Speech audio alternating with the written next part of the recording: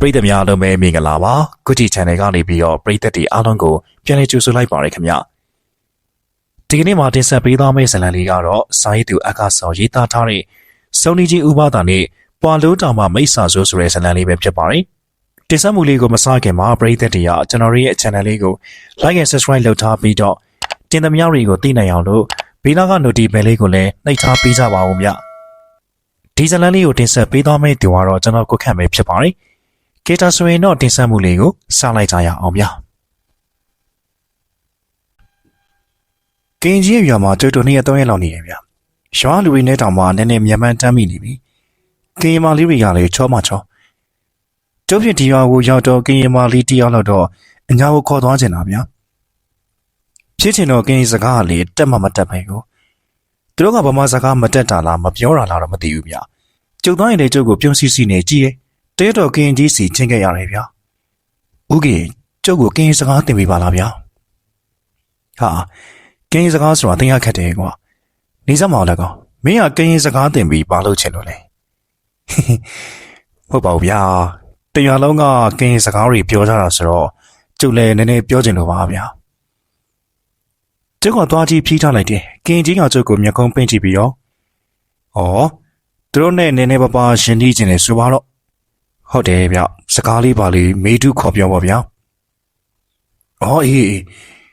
ကင်းစကားကတကယ်တင်သိမခတ်ပါဘူးကွာမင်းကစကားသုံးခုတင်ပေးလိုက်မယ်အဲ့ဒီစကားသုံးခုတန်ရင်မင်းကင်းရင်တင်နဲ့စကားပြောပါညာလုပ်လို့ရပြီကွာဟုတ်ကွာကင်းရင်မလေးတွေကိုတော့ဘာလို့ပြောလို့ရသေးတယ်အဲ့ဒါဆိုတင်ပေးပါအောင်ဗျာကျုပ်တက်ချင်လို့ပါလမ်းတော်ရင်ကင်းရင်မလေးနဲ့တွေ့ရင်လက်ပြပြီးရရင်နာလို့နှုတ်ဆက်လိုက်တော့မျက်နှာကိုတော့ပြုံးထားဖို့လိုမယ်နော်စကားပြောရဲဆိုတော့မျက်နှာရေးကြည့်တယ်မလားမဟုတ်တော့ဘောရရင်နာနောက်တစ်ခုကရောအဲ့လိုပြောမိရင်သူတို့ကပြုံးရင်ပြုံးကြလိမ့်မယ်အဲ့ဒီကကြရင်ရှားနေတာဘလူလို့ပြောလိုက်အဲ့ဒီလိုပြောလိုက်တဲ့ကခေါင်းကိုလက်ညှိုးထိုးပြီးပြောကွာအဲ့ဒါဘာတိတ်ပဲလေဦးကင်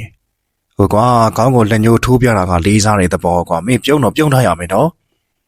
တီးပါပြီဗျာဒါဆိုနောက်ဆုံးလုံးတင်ပေးစမ်းပါနောက်ဆုံးလုံးကတော့နှုတ်ဆက်တဲ့စကားလုံးကထွီဖိုးလေးလို့သာပြောလိုက်ဟေ့အဲ့ဒီလိုပြောရင်တက်တာသာပြခဲ့ဒါဆိုရင်ရပြီဟုတ်ပြီဗျာကြိုက်ပြီကြုံမှတ်ထားလိုက်ပြီဗျာကဲမလေးတွေဆိုတာမိဘစကားသိနားထောင်တာကွာသူတို့အမေတွေကိုတွေ့ရင်လေမိဘလို့အနောက်ကထည့်ပြောရတယ်ကြားလားကျေးဇူးတင်တဲ့ဦးခင်ရေဒီလောက်ဆိုရင်ရသွားပြီကျုပ်ရွာလေးဆင်းပြီးနည်းနည်းပါးပါးပြောကြည့်လိုက်အောင်မေးအေးပါကွာမင်းအစင်ပြေပါစေအလက်ကောင်းရေကျုပ်လည်းဘယ်ရမလဲစကလုံးသုံးလုံးတက်ပြီဆိုတော့ရွာရေးစိမ့်လာခဲ့တာပေါ့အရင်ဆုံးအိမ်တဲ့အိမ်ရောက်တော့အမေဖြစ်သူကဆန်ပြနေပြီးသမီးလှုပ်တဲ့သူကဆန်ပုတ်နေရဲ့ဗျာဒီဘက်မှာကတော့ဆန်ဆိုတော့ဆန်လေးကိုကိုယ့်အကိုဖို့စားကြတာကိုကျုပ်ကမြင်တော့ဒီတော်ကြီးကပြုံးပြတယ်ဒါနဲ့ကျုပ်လည်းသူ့ကိုနှုတ်ဆက်လိုက်တယ်ရှာရင်နာမီပွားကျုပ်ပြောလိုက်တော့အတော်ကြီးမျက်နှာကြီးကအင်တီတင်ကြီးဖြစ်သွားတယ်ဗျာကျုပ်ကတော့အစွမ်းကုန်ပြုံးထားတာပေါ့လေကျုပ်ကအတော်ကြီးကိုရေးမဆိုင်ပါဘူးအနောက်ကမောင်းထောင်းနေတဲ့မိန်းကလေးအနာကပ်သွားပြီးတော့ရရင်နာလို့ပြောရင်နှုတ်ဆက်လိုက်တယ်ဟိုမိန်းကလေးကမျက်လုံးကြီးပြူပြီးကျုပ်ကိုကြည့်လိုက်သူ့အမေကိုကြည့်လိုက်နေရဲ့ဗျာကျုပ်ကရုတ်တရက်နှုတ်ဆက်တော့သူလည်းကြောင်အံ့ဖြစ်နေပုံရတယ်ဒါနဲ့ဒုတိယတစ်ခွန်းကိုဆက်ပြောလိုက်ရတယ်ရှားနေတာဘလူပြောလဲပြောကရင်ကြီးပြောတယ်လို့ခေါင်းကိုလက်ညှိုးထိုးပြလိုက်ရတာပေါ့ဒီတော့မှဒီသားမိတွေခွေကနေကြည့်တယ်ဗျကျုပ်ပြောတာတော့တဲ့သွားပြီချင်းနေနောက်ဆုံးစကားလေးနဲ့အဆုံးသိရတာမှာပေါ့ဒီဖိုးလေးကျုပ်ပြောလိုက်တော့မိန်းကလေးကမျက်နှာကြီးနီးလာတယ်ဘာဖြစ်တာမှန်းတော့မသိဘူးမျိုးဒီချိန်မိန်းမကြီးရဲ့စကားကြီးကကျုပ်ခေါင်းပေါ်ပတ်ကနေကျလာတယ်ဗျကျုပ်လည်းတကူကူမှားသွားပြီဆိုတော့သိလိုက်ရတယ်မောင်ထောင်းနေရဲ့ကင်မလေးကလည်းကြည်ဝေကြီးခံပြီးကျုပ်နောက်ကိုပြေးလိုက်လာပါရောရုပ်ကလည်းတကယ်လုံးမဲ့ရုပ်ကြီးဗျဒါနဲ့ကျုပ်လည်းနော်လာတို့အိမ်ကိုခြေကွန်သွတ်ပြီးတော့ပြေးကင်းရတာပေါ့ကင်မရီထင်မသိနေဗျပြေးတာကတော့တော်တော်ပြေးနိုင်တာအိမ်ရောက်တာနဲ့အိမ်မော်ကိုခွေးပြေးဝက်ပြီးပြေးတက်ရတယ်ဗျဒီတော့မှကရင်ကြီးကလေကားထိတ်ထွက်လာတယ်ဗျကင်မလေးနဲ့သူ့မိန်ကကရင်လူတွေဆွေးဆိုးမယ်ဆိုနေပြောပါလေရောကရင်ကြီးကလည်းပြန်ပြောတယ်ခဏနေတော့မှသူတို့သားမိတက်ခောက်ပြီးပြန်သွားကြတယ်ကရင်မလေးကကျုပ်ကတော့မှလက်သီးစုပ်ပြခဲ့သေးရဲ့ဗျာဘာဖြစ်လို့လဲဦးကရင်ကျုပ်ဘာတွေပြောမိလို့လဲကရင်ကြီးကတော့ခွတ်ထိုးခွက်လန်ကိုရှင်ရောတာပေါ့ဗျာသူကြီးလိုသွားတော့မှ ငါမင်းကိုတမင်ကျက်လိုက်တာကွာမင်းကတကယ်သွားပြောတာကိုမိဘဆိုတာရောက်ခမကိုပြောတာရရင်နာဆိုတာကနင့်ငါချစ်တယ်တဲ့ရနေကြဘလို့ဆိုတာကျွန်တော်ယူပါတယ်ကွာထီဖိုးလေးရဆဲတာဟေးဒါကြောင့်ကျုပ်ကိုကြည်ဝေးနဲ့လိုက်ထူတာကိုဥခင်မကောင်းမှုဗျာကျုပ်တန်ချိန်နေကြည်ဝေးနဲ့ထုခံနေရတော့ပြီဗျာကျုပ်ငုံမဲမဲနဲ့ပြောလိုက်တော့ဥပဒါတွေဒါနဲ့ရီးကြပါလေရောမင်းကအအိုကြီးကိုသွားပြောတာကိုကွာမောင်းထောင်းနေတဲ့မိန်းကလေးကအိမ်တော်တဲ့စံပြားနေရကတွေ့ရခမအပြူလေးကိုရရင်တော့ပြောရင်တော့မှတော်ကားကြသေးတယ်အခုတော့အိုကြီးကိုသွားပြောတော့သူများကိုစော်ကားတယ်လို့ဖြစ်သွားတာပေါ့ကွာကျုပ်ကလူကြီးပြီးအပြူမန်းအိုမန်းဘယ်လိုတိမှလဲဗျလွယ်ပါတယ်ကွာအပြူဆိုရင်အဖြူရောင်တင်တိုင်းဝေးရတယ်အိမ်တော်ကြာသွားရင်တော့စေးမှုလို့ခေါ်တဲ့တင်တိုင်းအင်ကြီးပဲဝေးရတော့တယ်အပြူကတော့ဖြူပဲဝေးရတယ်ကွာဒါကြောင့်ဖြူဝေးထားရင်အပြူပဲအပြူကြီးဖြစ်လို့အဖွားကြီးဖြစ်သွားတဲ့ဒီအဖြူပဲဝေးရတာအော်သိပြီဗျာဒါဆိုအဖြူဝစ်ထားတာအပြူပေါ့လက်ကောင်မေးဆက်ပြီးမကြိုးစားပါနဲ့တော့ကင်းနေဆိုတာလူမျိုးသိချစ်တဲ့သူတွေကွာညာတော့အဖြစ်ကိုလူမျိုးမဟုတ်ရင်လက်မထက်ကြဘူးတခါကိုလူမျိုးအချင်းချင်းတော့မှကိုဒေသားကလူချင်းကိုရရွာကလူချင်းပဲအိမ်တော်ပြုကြတာများတယ်ကိုနဲ့ဒလိထုံတဲ့ဘာသာတူတဲ့လူလောက်ကိုပဲရွေးချယ်ပေါင်းဖက်ကြတာပေါ့ကွာဒါလည်းတို့တောင်ပေါ်ကင်းနေရဲ့ဒလိထုံတန်းစင်လောက်တိမ်သိမ်းထားဖို့တမျိုးပဲကွာဒါမဲ့ခုခေတ်တော့တောင်ပေါ်ကင်းနေလဲစီးဖောက်လာကြတာတွေ့ရတယ်စီးဖောက်တာတွေများရင်ဒီဒလိတွေလည်းပျောက်ကွယ်သွားမလားမသိပါဘူးကွာကင်းကြီးပြောလိုက်တော့မှကင်းရီမလေးတယောက်ကိုအညာခေါ်သွားမဲ့ကျုပ်ရမစီမံကင်းကြီးအပိတိုင်ရက်ဆိုင်လိုက်ရတယ်ဆိုပါတော့ဗျာနောက်တနေ့မနေ့တော့မိမကြီးတယောက်ကအကင်းကြီးစီကိုရောက်လာတယ်ဗျာအသက်ကတော့40လောက်ရှိမယ်ထင်တယ်အဖြူရောင်တနိုင်းရှည်ကြီးကိုဝတ်ထားပြီးအဖြူရောင်ပဝါစားနေခေါင်းကိုပေါင်းထားတယ်ဆိုတော့အပြိုကြီးဖြစ်မယ်လို့ကြုတ်သိလိုက်ရတယ်ဒီမိမကြီးကပေတင်လာမေးရဗျာကင်းကြီးကဒီရွာမှာပေတင်နေပါရီလဲဟောတယ်လေလာမေးတာကတော့တခြားမဟုတ်ပါဘူးသူမွေးထားတဲ့အိမ်မွေးတရိစံတကောင်ပျောက်သွားတယ်ဆိုပဲနွားလားကျွဲလားတော့မသိပါဘူးဗျာအဲ့ဒါနဲ့ကင်းကြီးကအရင်ဆုံးအဲ့ဒီမိမကြီးစီကကွန်တီယာနဲ့စေးတင်ကုန်တောင်းတယ်ဦးကင်းရပေတင်မေးတာပဲဗျာဒီလောက်ပဲတောင်းရသလားဟာငါအခုဟောမှလက်ချောင်းပေတင်လက်ချောင်းပေတင်ဟောမဲ့လေဝါကွန်တီယာနဲ့စေးတင်ကုန်ပြင်ပိုယူခွင့်မရှိဘူးပိုယူလိုက်တဲ့ဆိုရင်နောက်ပိုင်းဟောရင်မမှန်တော့ဘူးဒီပညာကိုသင်ယူကြတဲ့ကပညာကြီးဖြစ်ကွန်တီယာနဲ့စေးတင်ကုန်စာထက်ပိုမယူပါဘူးလို့တစ္ဆာဆိုထားရတာကွာလက်ချောင်းပေတင်နေလားလုပ်ပါဦးဘလို့ဟောတယ်လဲကြည့်အောင်လက်ချောင်းပေတင်ဆိုတာခီးသွားတာကစပစ္စည်းပြောက်ကုသန်းရောင်းဝယ်ရေးစောရိနေရအစုံမှာသုံးတက်ကြတယ်ကွာကြာသွားတဲ့လက်ချောင်းပေါ်မူတည်ပြီးတော့ပြန်တွေ့မတွေ့꿰ပြတယ်အခုကတရိစံပြောက်တာဆိုတော့ပစ္စည်းပြောက်တဲ့ဟော်ကိန်းလိုပေါ့ကွာတကယ်လို့လက်မမှာကြာသွားရင်ပျောက်သွားတဲ့ပစ္စည်းရောပြန်တွေ့မယ်ပြန်ရမယ်လက်ညှိုးမှာကြာရင်ပစ္စည်းရဲ့တည်င်းကိုကြားရမယ်ပြန်တော့မရဘူးလက်ကလေးမှာကြာရင်တည်င်းလည်းမကြောက်ပြန်လည်းမရဘူးလက်တကျဆိုရင်တော့တည်င်းကြားရမယ်ပြန်ရမယ်လက်သားမှာကြာမယ်ဆိုရင်တော့အနီးနားမှာပဲရှိတယ်ပြန်ရမယ်ပေါ့ကွာကဲတေချာသေးတာဟေးအခုမေးပြီနော်ကင်ကြီးကလက်ဝါးတစ်ဖက်ကိုထားပြီးလက်ချောင်းလေးတွေကိုကားလိုက်တယ်ဗျာပြီးတော့နောက်လက်တစ်ဖက်ကလက်ညှိုးနဲ့အဲ့ဒီလက်ချောင်းလေးတွေကိုတစ်ချောင်းပြီးတစ်ချောင်းရေရွရင်းပါးစပ်ကလည်းမန်တန်တစ်ခုရွတ်တယ်ဗျာမန်တန်တစ်လုံးရွတ်တိုင်းလက်ချောင်းတစ်ချောင်းကိုရေတွက်သွားတယ်လက်မကနေလက်တန်းရောက်ရင်လက်မဘက်ကိုပြန်လဲရည်တယ်သူလုံနေပုံကိုကြည့်ရတာတုတ်တုတ်ငယ်ငယ်တုန်းကဆိုရဲတပြားတစ်ပြားပဲလင်ပြားတို့အုံဒီလေးလုံးမလေးလုံးတို့ရေတွက်တယ်လို့မျိုးရေတွက်နေရဗျာအဲ့ဒီလိုရေတွက်ရင်ကနေနောက်ဆုံးမန်တန်လေးစုံရောလက်ညှိုးမှာကျသွားတာပဲကရင်ကြီးကမျက်နှာပြတ်သွားတယ်ကဲလက်ကောင်ရေလက်ညှိုးမှာကျရင်ဘာဖြစ်မလဲ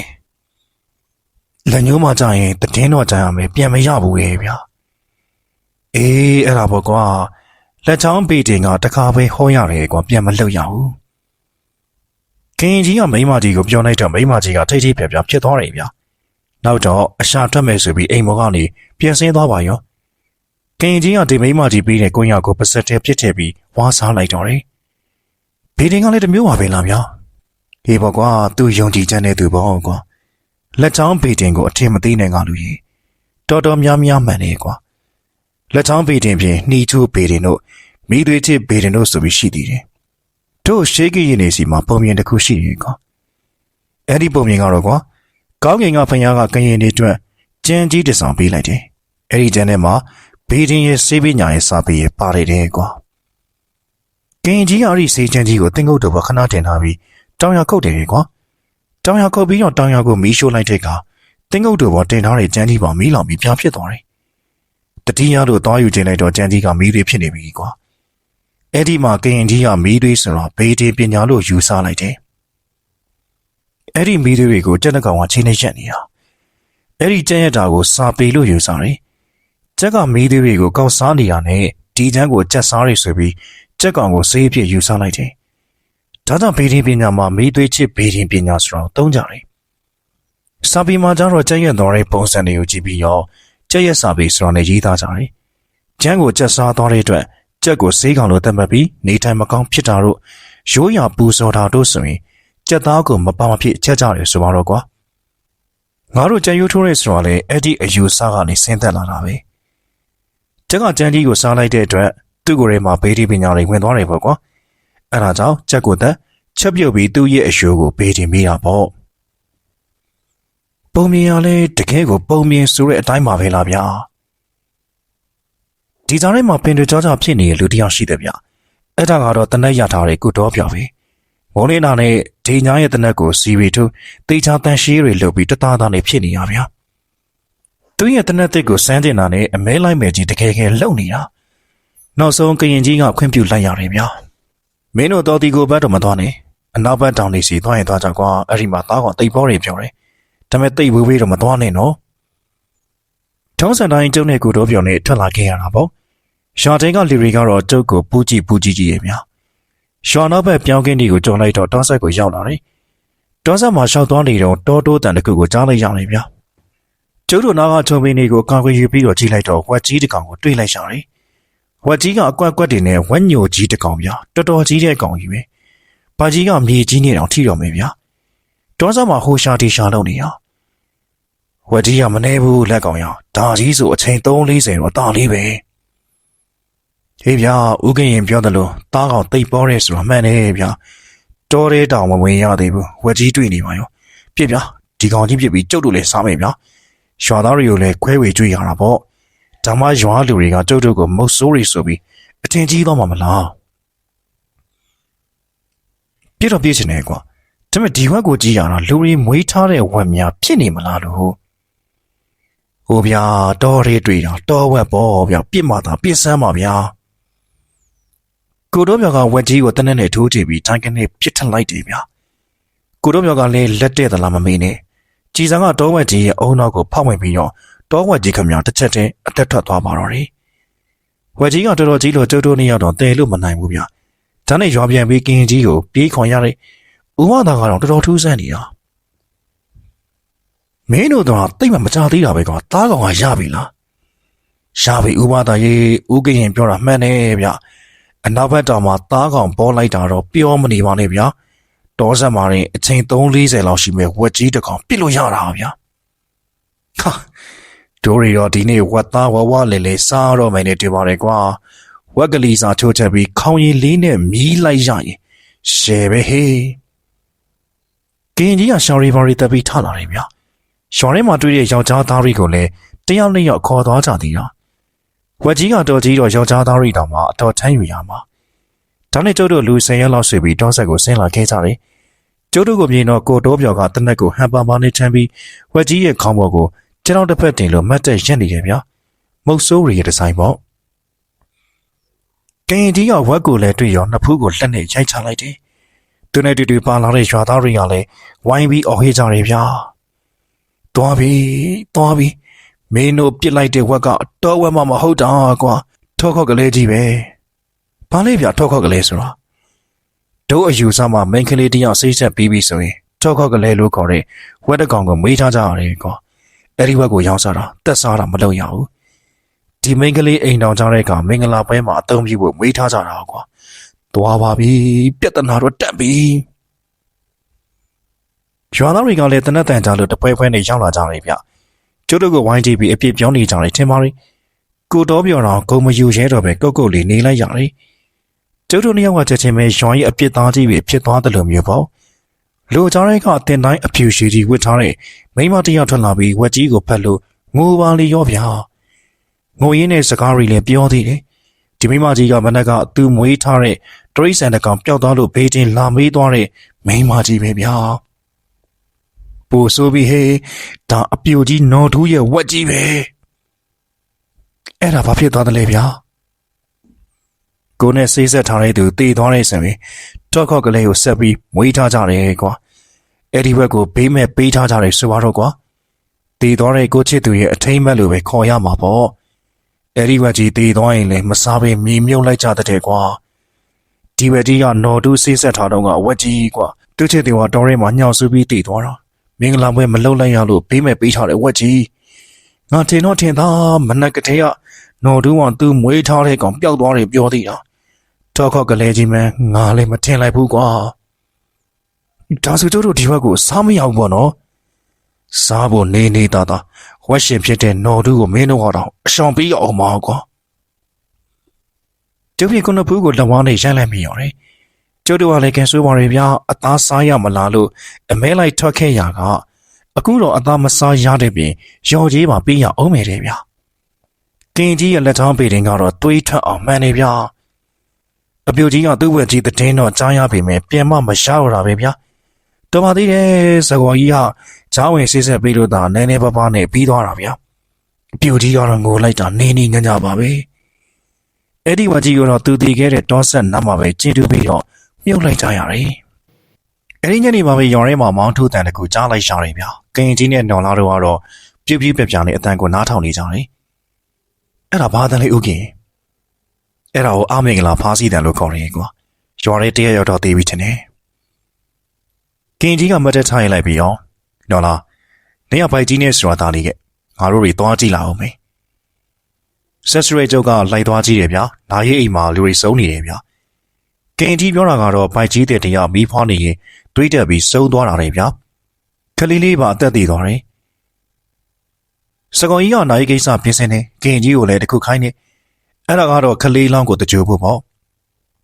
ကင်ကြီးကလည်းကောင်းကြည့်ပါလေခလေးအလောင်းခလေးကိုအမေအလောင်းနဲ့သုံးလေးချိန်ပြပြီးတော့စင်အိုကြီးတစ်လုံးနဲ့ကိုထည့်လိုက်တယ်အဲ့ဒီစင်အိုကိုလည်းကျိုးရီနဲ့စိုင်းပြီးချီလိုက်တယ်ဗျာပြီးတော့နောက်ဘက်ဒေါ်လာလေးကိုသွားခိုင်းပါလေရောကင်ကြီးတယောက်တည်းဖြစ်နေရတဲ့ကျုပ်လည်းအပေါ်လိုက်သွားမိတယ်ကင်ကြီးကတလန်းလုံးစကားမပြောဘူးဗျာကျုပ်ပြောတော့ကိုလည်းပြန်မပြေဘူးရေကုန်တော့ပိတ်ထားသလိုလိုက်လာတယ်ညတော့အတော်မောင်နေပြီဗျာတော့ကြည့်တယ်မိမထွန်းပဲစန်တော်ဝါရှောက်လာကြတယ်စကောကြီးကမီးတုတ်တဲ့ချောင်းပေးလိုက်ပြီမဲ့ကင်ကြီးကမထွန်းဘူးဗျာဒီလိုနဲ့ရှောက်လာရင်တနေရာကိုရောက်တော့ညောင်ပင်ကြီးတစ်ပင်ကိုတွေးလိုက်ရှောင်တယ်ဗျာညောင်ပင်ကြီးကတော့ကြီးဗျာအကိုင်းကြီးဖြာထွက်နေတယ်အဲ့ဒီအကိုင်းကြီးမှာလဲစင်အိုးရီမြေအိုးရီကိုတွဲလောင်းချိတ်ဆွဲထားကြတာအများကြီးပဲဗျာတချို့စင်အိုးရီကြတော့မြေအမကြပြီးကွဲနေပါရောကင်ကြီးကအဲ့ဒီတစ်ပင်ကြီးပေါ်ကိုဖက်တက်သွားပြီးစင်အိုးကဂျိုးစားတစားကိုပါစက်နဲ့ကိုက်သွားတယ်တစ်ကိုင်းတစ်ကိုင်းပေါ်လေရောက်ရောအဲ့ဒီဂျိုးစားကိုပတ်ချီလိုက်တယ်ပြီးတော့ဂျိုးစားကိုအလန့်ဆွဲတင်တယ်လို့ဆွဲတင်တော့စင်အိုးကတပြေးပြေးတက်သွားတာပေါ့ဗျာအပေါ်ရောက်တော့မှစင်အိုးကိုတစ်ပင်ကြီးမှာတွဲလောင်းချီလိုက်ရတယ်တစ်ပင်ပေါ်ကပြန်ဆင်းပြီးတာနဲ့ရွာဘက်ကိုလှည့်ပြီးထွက်ခဲ့တယ်တစ်ပင်နဲ့မလန့်မကန့်မှတလောက်ကို3-4ချက်လောက်တပုတ်ပုတ်လှုပ်ခဲ့ရသေးတယ်ဗျာအိမ်ရောက်တော့မှစကားပြောတော့တယ်ဗျာတို့စီမှာနိုးစောကလေးအရွယ်တွေတည်ရင်ဒီလိုအိုးထဲထည့်ပြီးလူသူမနီးရဲ့တစ်ပင်ကြီးတစ်ပင်မှာသွားချီထားတတ်တယ်လို့ပြောတယ်ဗျာအဲ့ဒီတစ်ပင်ကြီးကမရဏတစ်ပင်ကြီးပေါ့ဗျာလူသိရင်လဲရိုးရိုးတမယိုးကြသေးတယ်ဆိုရင်မြေမမြုပ်ပြီး9ရက်ပြည့်ရင်ပြန်ဖော်ကြတယ်ပြီးတော့မှမီးလေးကြိုကြတယ်ဆိုပဲဗျကူးဆက်ယောဂနေသိရင်တနေ့တီတီမြုပ်ပြီးမှပြန်ဖော်တယ်အခုလိုအစိမ့်တွေတည်တယ်ဆိုရင်တော့တညမြုပ်ပြီးတော့နောက်တနေ့မီးလေးကြိုတွေပြောတာပါပဲဒီဘက်မှာမီးမဖွားနိုင်မင်းနဲ့တည်ရဆိုရင်မကောင်းဆိုးဝါးတွေကြောင့်တဲတဲ့ဘက်တွေကြောင့်လို့ယူဆကြတယ်ပြောတယ်သူတို့လောက်တာလေးစမ်းနေဗျအရင်ဆုံးဘလောက်ကိုယူသွားပြီးအတူမပြင်ကြတယ်ရွာသူရွာသားတွေကပြင်ဆင်စရာရှိတာပြင်ဆင်ပြီးတော့ညာတွင်ချင်းပဲဖြောင်းနဲ့ပက်ပြီးသွားမြုပ်ကြတယ်ဗျအဲ့ဒီနေရာမှာပဲတညာလုံးစောင့်နေကြတယ်မနေ့ကျဦးတွန်ပြီးအထင်ကြတော့ရွာသားတယောက်ကလက်နှစ်ဖက်ကိုကြက်တောင်ပန်ခတ်တယ်လို့လှုပ်ပြီးတော့အော်အေးအို့လို့အော်ရတယ်အဲ့ဒီလိုမျိုးခုနှစ်ကြိမ်တီးတီးအော်ပြီးရောထားကြဟေးထားကြတို့လူမြုပ်ထားတာ9ရက်ပြည့်သွားပြီကျက်ဖ9ကြိမ်9မိနစ်တွန်ပြီးပြီမိတကြိုကြဆိုဟေးအဲ့ဒီလိုပြောပြီးမိတကြိုကြတယ်ဗျာဒါရီကတော့ကင်ကြီးပြလို့သိတာပါမိတကြိုပြီးတော့နေလေလောက်ရှိရောပေါ့ကျန်နေတဲ့အရိုးရီနဲ့ပြားရီကိုကောက်ယူပြီးပလိုင်းကြီးတစ်လုံးနဲ့ကိုထည့်ရတယ်အဲ့ဒီပလိုင်းထဲမှာတေသူရဲ့အဝတ်စားသစ်တွေသူစားခဲ့တဲ့စားဝတ်စားခွက်ပကံတွေ သူဝစ်ခဲ့တဲ့ရွှေငွေပစ္စည်းဆွဲကြိုးလက်ကောက်လက်ခတ်တွေနဲ့ထမင်းတုံဟင်းတုံအရက်ပလင်းတွေထည့်ပြီးလူနှစ်ယောက်ကအယိုးတောင်မှာအယိုးသွားထားပေးရတယ်လေဗျာအယိုးသွားထားပေးတာကတော့တေးတဲ့သူရဲ့မိသားစုရဲ့နောက်ပြီးအဖော်တယောက်ရဲ့သွားတာပေါ့ကျုပ်ကတော့မမြင်ဘူးလို့အနောက်ခက်လန်းလန်းကနေလိုက်လာခဲ့တာပေါ့ဗျာကင်ကြီးနဲ့ရွာသားတယောက်နဲ့ယောက်လဲကျုံနဲ့တူတူလိုက်လာကြတယ်အနောက်ဘက်တောင်ကြီးပေါ်ကိုတက်ပြီးမြောက်ဘက်ကနေပြန်ဆင်းလိုက်ရင်တောင်သုံးလုံးဆိုတဲ့နေရာကိုရောက်သွားတယ်ဗျတောင်သုံးလုံးဆိုပေမဲ့တိတ်တော့မမြင်ပါဘူးတောင်ကုန်းသာသာလေးပဲပါအဲ့ဒီဟိုဘက်မှာတော့တောင်ကုန်းတစ်ခုရှိတယ်ဗျကင်ကြီးကအဲ့ဒီတောင်ကိုလက်ညှိုးထိုးလိုက်ပြီးတော့အဲ့ဒါပွာလို့တောင်လို့ခေါ်တဲ့အယိုးတောင်ကြီးပေါ့ကွာအယိုးတောင်ဆိုတာလူနေတဲ့ရက်ရွာနဲ့ခက်လန်းလန်းမှာထားရတယ်တည်ဆုံးသွားသူတွေရဲ့ဝိညာဉ်တွေအေးအေးဆေးဆေးအနားယူနိုင်ဖို့အတွက်ပေါ့ကွာဘာဖြစ်လို့ရိုးရီကိုအဲ့ဒီမှာသွားထားကြတာလဲကရင်ယူဆမှာတမလန်ပုံဆိုတာရှိတယ်ကွာလူရင်းဟာသိပြီးရင်အဲ့ဒီတမလန်ဘဝကိုရောက်သွားကြတယ်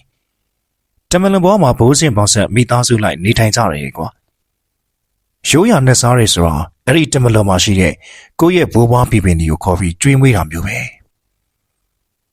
ဒါနဲ့လက်စွပ်တွေလက်ကောက်တွေမှာထည့်ပေးလိုက်တာလား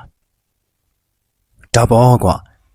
တမလွန်ကိုရောက်မယ်ဆိုရင်ဟိုမှာလေလူဘဝဒုံကလူမျိုးတင်းတင်းတဲတဲနေနိုင်အောင်လို့ပေါ့ကွာတက်နိုင်တဲ့လူကြတော့ပစ္စည်းအသုံးဆောင်တွေရွှေတွေထက်ထည့်ပေးလိုက်တာမျိုးရှိရဲ့ကွာဒါဆိုအဲ့ဒီအယိုးတောင်မှာရွှေငွေပစ္စည်းတွေနည်းမှာမဟုတ်ဘူးနော်တကယ်လို့တရားရောက်ကအယိုးတောင်သွားပြီးတော့ပစ္စည်းတွေမထားခဲ့ဘူးသူယူလိုက်ရင်ဘာဖြစ်မလဲအဲ့ဒါဆိုရင်တေးသွားတဲ့လူရဲ့ဝိညာဉ်ကဒီလူကိုချောက်လိုက်မယ်သူရဲ့ဘိုးစဉ်ပေါဆက်ကလည်းတမလွန်ဘဝမှာမျက်နှာငယ်ရမယ်ကွာများသောအားဖြင့်လူသေးပစ္စည်းကိုဘယ်သူမှမယူကြပါဘူးကွာကျုပ်တို့အညာဘက်မှာလည်းလူသေးပစ္စည်းမသုံးရဘူးဆိုတဲ့အယူရှိပါတယ်ဗျာ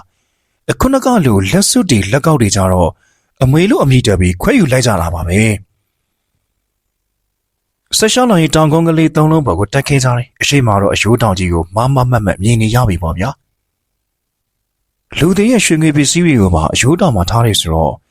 အဲ့ဒီမှာတန်ဖိုးရှိတဲ့ရန်နာတွေနဲမှမဟုတ်ဘူးနော်ဦးကင်းဘယ်နေပါမလဲကွာဒီရိုးတောင်ကြီးကိုတို့ရပါဝင်ဒီနာတဝိုက်မှာရှိတဲ့တောင်ပေါ်ရွာပေါင်း30ကျော်ကအသုံးပြုလာတာနှစ်ပေါင်းမနှဲတော့ဘူးကွာနောက်ပြီးတော့မင်းကလှုပ်ဝဲချက်တစ်ခုပြောပြမယ်လက်ကောင်မင်းကခင်မင်လုံးလို့ပြောပြရနော်တခြားလူဆိုရင်ငါပြောမှာမဟုတ်ဘူးမင်းဘသူ့ကိုမှလည်းရှော့ပြောလို့မရဘူးဟုတ်ကဲ့ပါဗျာဒီလောက်စကားပလင်ခံနေရတော့အောင်ဘာလှုပ်ဝဲချက်မို့လို့များလဲဗျာတကယ်တော့ဘောင်လိုးတောင်လို့ခေါ်တဲ့အယိုးတောင်ဖြစ်ဖို့ရတတ်မှတ်ချက်တွေအများကြီးရှိတယ်ကွာ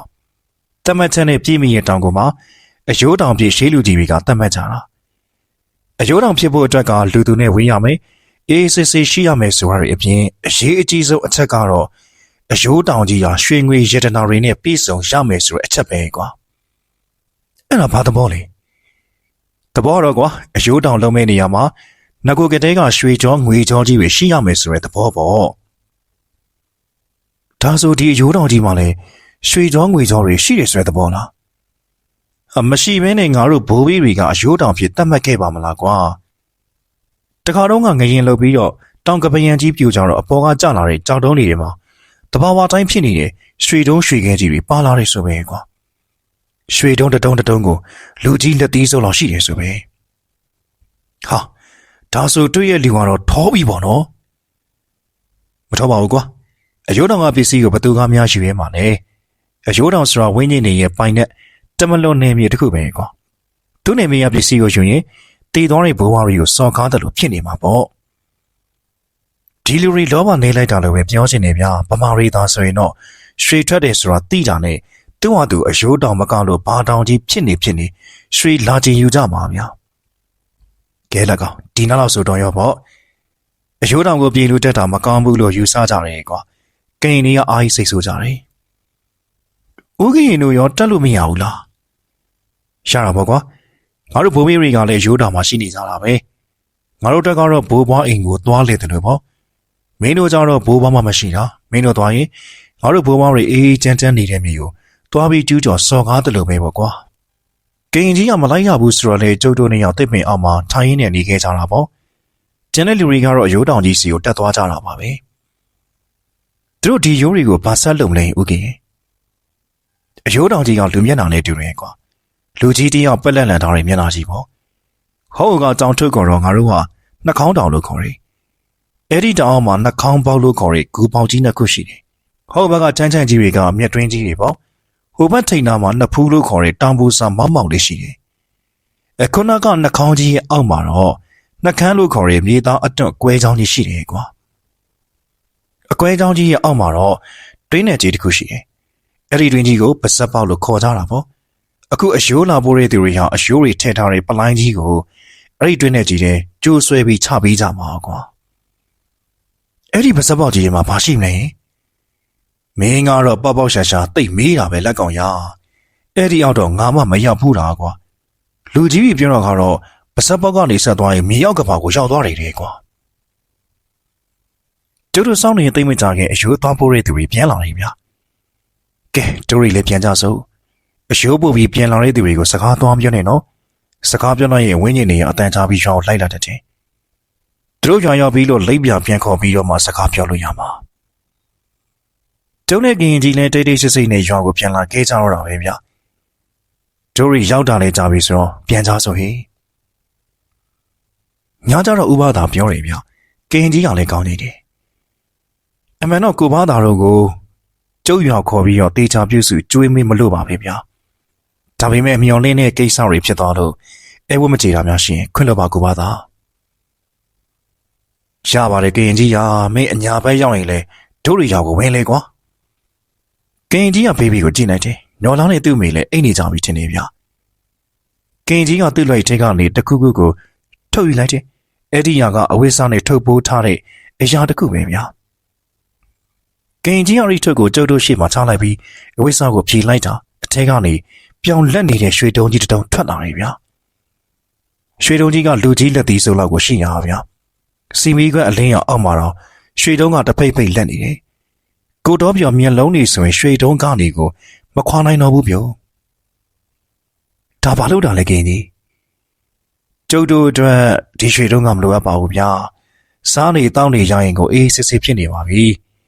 ကိုဘာသာတော်ကြတော့မိသားစုတွေရှိသေးရဲ့မလားဒီရွှေတုံးကကိုဘာသာတော်အတွက်ကျုပ်ပေးရဲ့လက်ဆောင်ပါဗျာယူပါဟောဒီလောက်တန်မိုးကြီးရဲ့လက်ဆောင်ကိုမယူပြရစီနဲ့ကွာယူပါကိုဘာသာရဲ့ကျုပ်တို့လူမျိုးတွေကပေးရင်ယူမကြိုက်တယ်ကျွင်းရင်စားမကြိုက်တယ်ဗျာဒါကြောင့်အမတ်တရားအနေနဲ့ယူလိုက်ပါ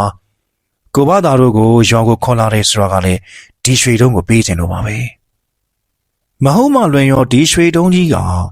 အယိုးတောင်ကြီးစီရနေရတဲ့ရွှေတုံးကြီးများလားဘေးရလာဟုတ်ရမှာလေကွာဒီရွှေတုံးကြီးကစမ်းချောင်းလေးတစ်ခုတည်းကတွေးခဲ့တာကွာငါအရင်အိမ်ဟောင်းကတိုင်ထဲမှာတင်ထားခဲ့တာဟိုနေ့ကမှသွားပြန်ယူလိုက်တာကိုတော်ပြောင်ကရွှေတုံးကိုကောက်ယူလိုက်ရင်လေကျေးဇူးတင်ပါတယ်ဦးကင်းရင်ရာကျုပ်တို့ဦးကင်းရင်ကျေးဇူးကိုမမေ့ပါဘူးဗျာဟာတော့ပြောမင်းဘာလုပ်လိုက်တာလဲဟုတ်တယ်လေဦးမသားမလိုပေမဲ့ကျုပ်တို့လိုချင်တယ်ဗျာပေးရသူကလည်းတေးသေးချာချာပေးနေရပဲဗျာကျုပ်တို့ကခိုးတာဝတ်တာမှမဟုတ်ပဲဒါတော့ကျုပ်လည်းထောက်ခံနေဦးပါသားကိုတော့ပြောကျုပ်ကိုလည်းတဝက်ခွဲပေးရမယ်နော်ရှောင်းကိုလက်ပလာချင်းနဲ့ပြင်ရမှာတဲ့ဆိုင်ဒါလေးပါတော့အိမ်ပြန်မျက်နှာပန်းလှတာပေါ့ဥပဒါရဥပဒါကတော့ဘာမှမပြောတော့ပဲခေါင်းမဲငိမ့်လိုက်ပါတော့တယ်နောက်တနေ့မနေ့စောစောမှာပဲကင်ကြီးကကျုပ်တို့ကိုပြန်လိုက်ပို့ပြီးရဲ့ဗျာတို့ရွာလေးရဲ့တောင်ဘက်ကနေဆင်းသွားတဲ့ကောင်နေတပိုင်းလောက်လမ်းလျှောက်လိုက်တယ်ဆိုရင်ပဲကားလမ်းကြီးတစ်ခုရဲ့နဘေးကိုရောက်လာခဲ့တယ်ဗျာကားလမ်းမကြီးရဲ့ဘေးနားမှာတော့ဖက်ရွက်တွေမိုးထားတဲ့ဇရက်လိုဈေးဆိုင်လိုဟာလေးတစ်ခုရှိတယ်ဗျာကဲကိုဝါသားရေဒီနေရာကနေလာရိကားတားပြီးတော့သာစီးပြီးတော့ဗျာကျုပ်ကတော့မဆောင်ပေးနိုင်တော့ဘူးရပါတယ်ကင်ကြီးရာတလောက်ဆိုတို့တွေသွားတက်လာတတ်ပါပြီကွာမင်းတို့ငါတို့ကျေးဇူးတင်ပါတယ်ကင်ကြီးကနော်လာတို့ထည့်ပေးလိုက်တဲ့စားစရာပလိုင်းကြီးကိုထားခဲ့တယ်ပလိုင်းထဲမှာလန်ခရီးသွားရင်စားဖို့စားစရာတွေထည့်ပေးလိုက်တာမနှဲပါဘူးဗျာခိုးမှာကားစီးလာတယ်တားဗျာလာတာတစ်လုံးကားကြီးဗျာဥပဒါကဒီကားကိုကြည့်ရင်လည်းကြည့်လေလုတ်ပေါင်းလက်ကောင်ရဒီကားကိုတားမိရင်တစ်လုံးပေါ်ထိုင်လိုက်ရမယ်ကိန်းကွာနောက်ကားစောင့်ကြမယ်ဟိနောက်တဲ့ကုန်တင်ကားကြီးတစ်စီးလာပါရောဒီကားကြီးကိုကျုပ်တို့လက်ထားလိုက်ကြတယ်ဒီကားကြီးကကျုပ်တို့ရှေ့မှာလာရက်တယ်ဗျာကားကြုံလေးလိုက်လို့ရမလားကိုခမည်းတော်မယွန်တက်ဘူးဆိုရင်လိုက်ခဲ့လေအနောက်ကိုကြည့်လိုက်တော့ဒီကားကြီးကဝတ်တီတင်းလာတာဗျဝတ်တီကလည်းအော်ဟစ်ပြီးတော့နန်းစော်နေတာပဲဒါနဲ့ပဲအဲ့ဒီကားကိုလည်းလွတ်လိုက်ရတယ် တော်တော်ကြောင်ဆောင်ပြီးရဲ့ချိန်ဒီလမ်းမှာကားတစ်စီးမှအသွားအလာကိုမရှိဘူးဖြစ်နေရဲ့ဗျာကျုပ်တို့ဘိုက်စာလာတာနဲ့မုတ်ဘက်တုတ်တွေဖွင့်စားကြတယ်စောင်းနေတော့မှပဲကြေကားတစ်စီးမောင်းချလာတယ်ဗျာဥပမာရေးကြေကားတစ်စီးတော့လာတယ်ဗျာ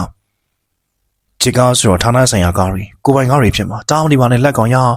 တို့တေးမမလားဟိုဗျာတားကြည့်တာအမှားမရှိပါဘူးသူတို့မတင်ဘူးဆိုတော့လေနောက်တစ်စီးတားရုံပေါ့ဗျာတင်မယ်ဆိုတော့လေကြေကားစီးပြီးအညာပြန်ရသေးတာပေါ့ဗျာဒါနဲ့ကျုပ်ကားလေးဘေးကိုပြေးထွက်လာခဲ့လိုက်တယ်ကားကိုလန်တာလိုက်တော့ကားကကျုပ်ရှိမှထိုးရက်သွားတယ်ဗျဥ